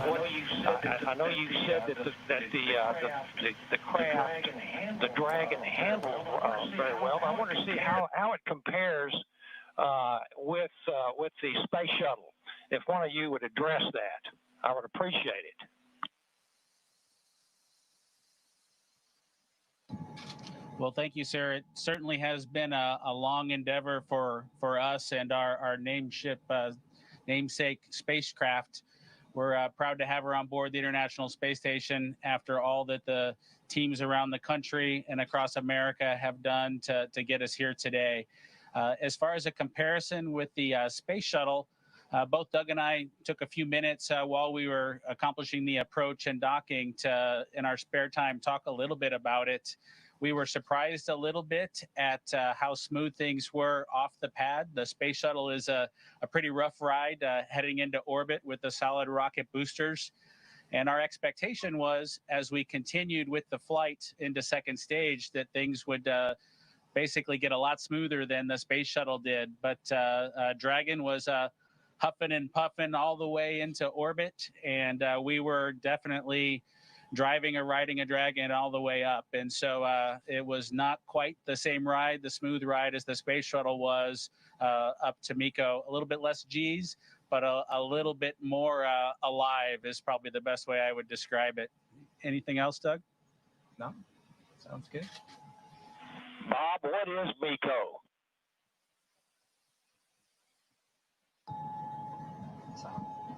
Sorry, I have to apologize for actually using the term MECO. It's a little bit confusing between the space shuttle and the Dragon vehicle. So it's a main engine cutoff is what MECO stands for. Those happened at different times in flight for the two vehicles. For the space shuttle, that was when you were all the way in orbit. For Dragon, that was just a little bit after 2 minutes. And then we had the single engine cutoff for second stage when we achieved orbit. So that time under the single engine under Dragon with one engine was more of an experience than the shuttle was for that 6.5 minutes or so that we were under that second stage motor. Well, I would just like to say, in fact, Doug, did you have something you wanted to add there? I met your mother and father yesterday, Doug, and great folks. They're very, very proud of their son.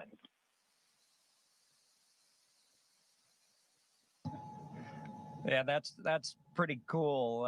Hopefully they enjoyed the launch. I know for parents, it can probably be pretty nerve-wracking for them to experience a launch. This was their third, so I'm glad everything went okay, and hopefully it was a good show. We haven't obviously heard or seen any video yet, but we're looking forward to seeing the launch replayed sometime. I can assure you that it was a great show.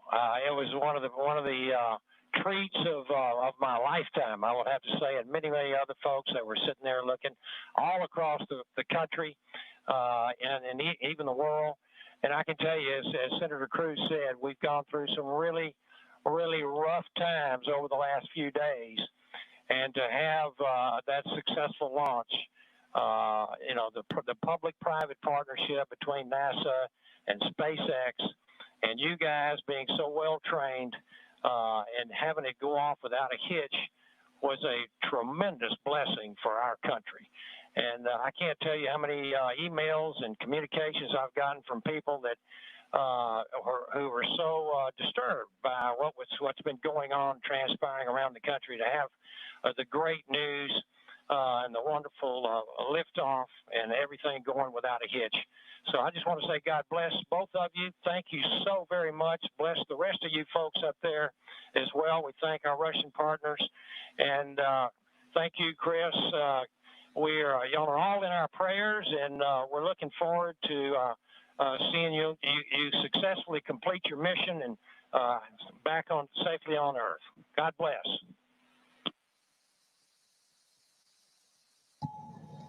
Thank you very much. Yeah, and just so you guys are aware, the show was in fact spectacular. The ratings on NASA TV beat everyone else. Not just some of them, it beat all of them, and that includes, yeah, just so everybody is aware, the whole world saw this. It trended #1 on Twitter. It was the #1 thing talked about on social media in general. This was an amazing moment, and it represents a transition in how we do space flight from the United States of America. NASA is not going to purchase, own, and operate rockets and capsules the way we used to. We're going to partner with commercial industry for access to low Earth orbit, and those partnerships are going to enable our providers to get customers that are not NASA and drive down our costs. And we're going to have numerous providers that are competing on cost and innovation and safety. And we're going to have more access to low Earth orbit than ever before. And this business model, now that it's been proven on commercial resupply of the International Space Station, now commercial crew to the International Space Station, this model is going to apply, and I know Senator Cruz has this near and dear to him, when we go to the moon. And of course, when we go to the moon, it's going to be done because of the great people here at the Johnson Space Center and so many other centers across the United States of America. But when we go to the moon, we're going to land on the surface of the moon with commercial landers. And of course, we're very proud of the Commercial Lunar Payload Services Program being managed right here out of the Johnson Space Center as well, so that we can take small payloads to the surface of the moon. And all of this is leading up to an amazing day where we have humans living and working for long periods of time on the surface of the moon, but doing it with a purpose. And that purpose, of course, is to go to Mars. Humanity is going to explore more and be able to go further than ever before because of the public-private partnerships. We all know that if the government is creating the demand and the government is creating the supply, we will always be limited. But when we have partners that are interested in exploring commercially and doing the things that are necessary, to get capital investment, then we're all going to end up better. So I want to just say the whole world saw this.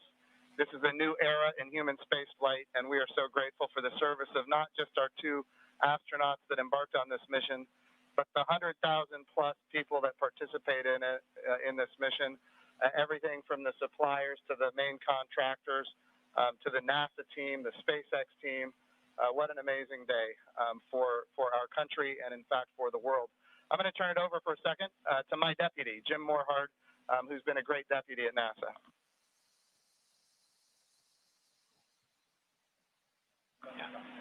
Gentlemen, congratulations. You know, Jim's mentioned going to the moon. And yesterday and today, you've inspired the Artemis generation, which is our next generation. And that's what this is about. It's really bringing the children that we've got and our grandchildren forward, so they'll be the ones that are going into deep space. This is the dawn of a new era, and we just thank you for being at the beginning of it. Thank you so much. It was absolutely our pleasure, but it's just a huge team effort across the board from SpaceX to NASA that made this all happen. We were just the lucky guys that got to fly the rocket yesterday. I have a question for Chris Cassidy. You know, our crew here decided to be about 3 days late. You got to work them overtime, I presume, now to get them caught up on all the activities that they missed out on. Any plans for them? Well, the day they missed out on was a good one for them to skip. It was Saturday house cleaning, but I took care of it for them. We'll catch up next weekend. But in all seriousness, we've got a few things to take care of tonight. Make sure we're all safe and we know the plan in case something bad happens. And then we're looking forward to some operational stuff later in the month. Maybe we'll get outside and do some spacewalks. And our efforts in these coming weeks will be in that effort. So we're all super excited to have 2 more crewmates to the Expedition 63 team. Awesome. And of course, here in Houston, this is the home of the astronaut office, and the Johnson Space Center is led by Mark Geyer, and I'm going to turn it over to Mark for a few comments. Thank you, Jim. Hey, it's great to see all of you there. Good to see you, Bob and Doug. I know we talked a few days ago. You look a little taller than I remember you. And but I also want to thank Anatoly and Iman and of course Chris for what you guys have been doing since you all arrived. And I know there's been a ton to do, and you've been really busy, and I appreciate that. So I also like this visual of our international partnership. We have had a tremendous partnership with Roscosmos, and we will continue to do so. But it is nice to see crew arrive from this side of the space station. So that was pretty cool after 9 years. I did have one question for Chris, though. What might you do to ensure that Bob and Doug stay longer? Do you have any strategy there?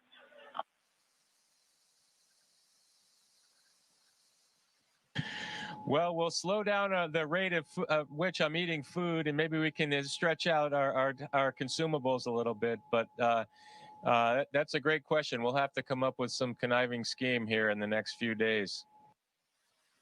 All right, thank you. Thanks, guys. Look forward to greeting the 3 of you eventually back in Ellington after your work is complete. Thank you.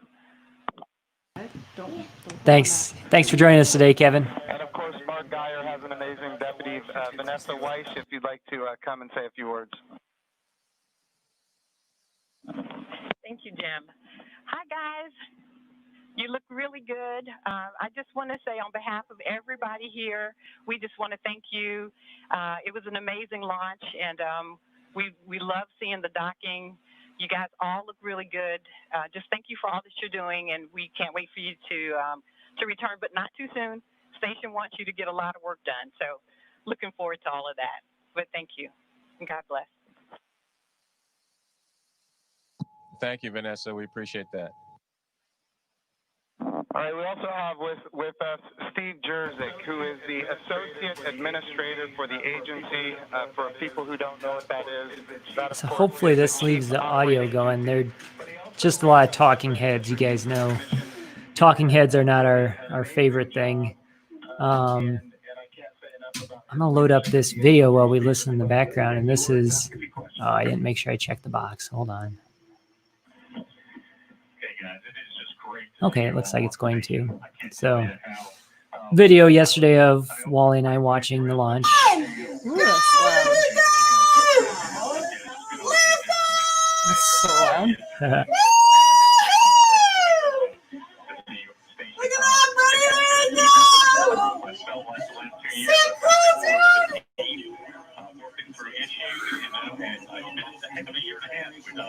Wow, that is so cool.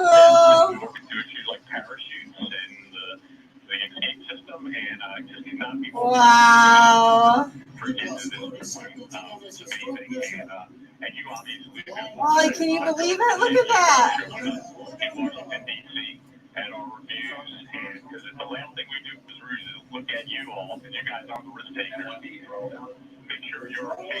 I can't believe how close they keep the camera on it. That's amazing tracking. Yeah. and I could not be more, like I said, more proud of the team, and congratulations, and it's awesome to see you guys on station.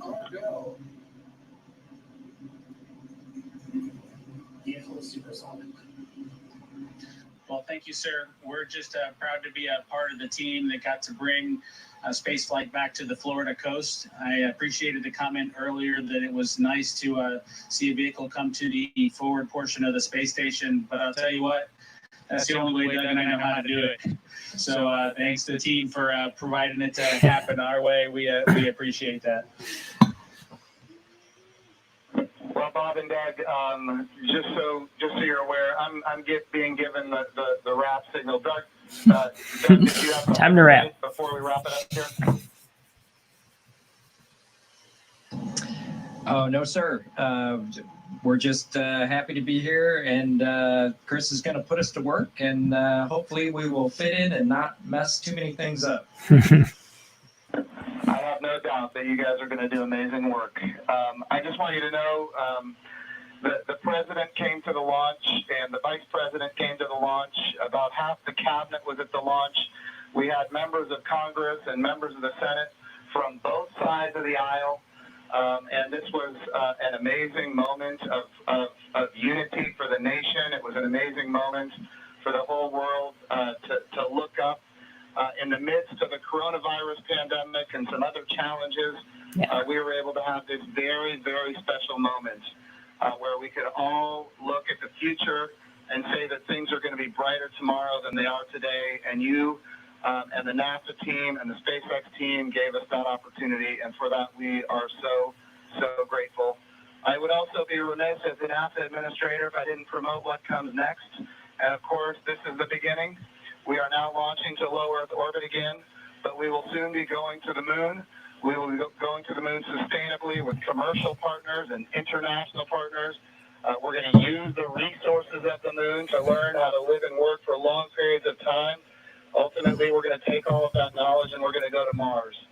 And of course, this time when we go to the moon, we go with a very diverse, highly qualified astronaut corps that includes women, which is why we call the program Artemis, named after the twin sister of Apollo, and she, in Greek mythology, was the goddess of the moon.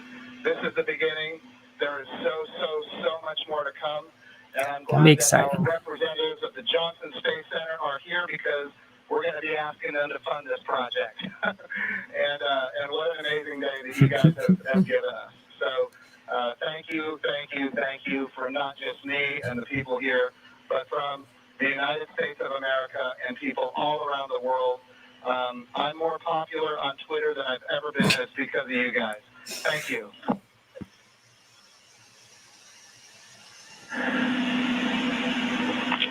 To the crew on the International Space Station. Thank you very much. Thank you. So we ask that you just hold your position for a few minutes. There's, of course, a number of photos we'd like to take.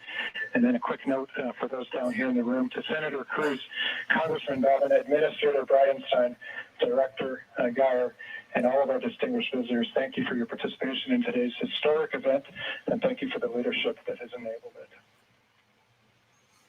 All right, we'll leave that in the background, but head back to us. Whoops, driving the ship over here. There we go. Okay. All right. Well, that was pretty cool. Hatch opening.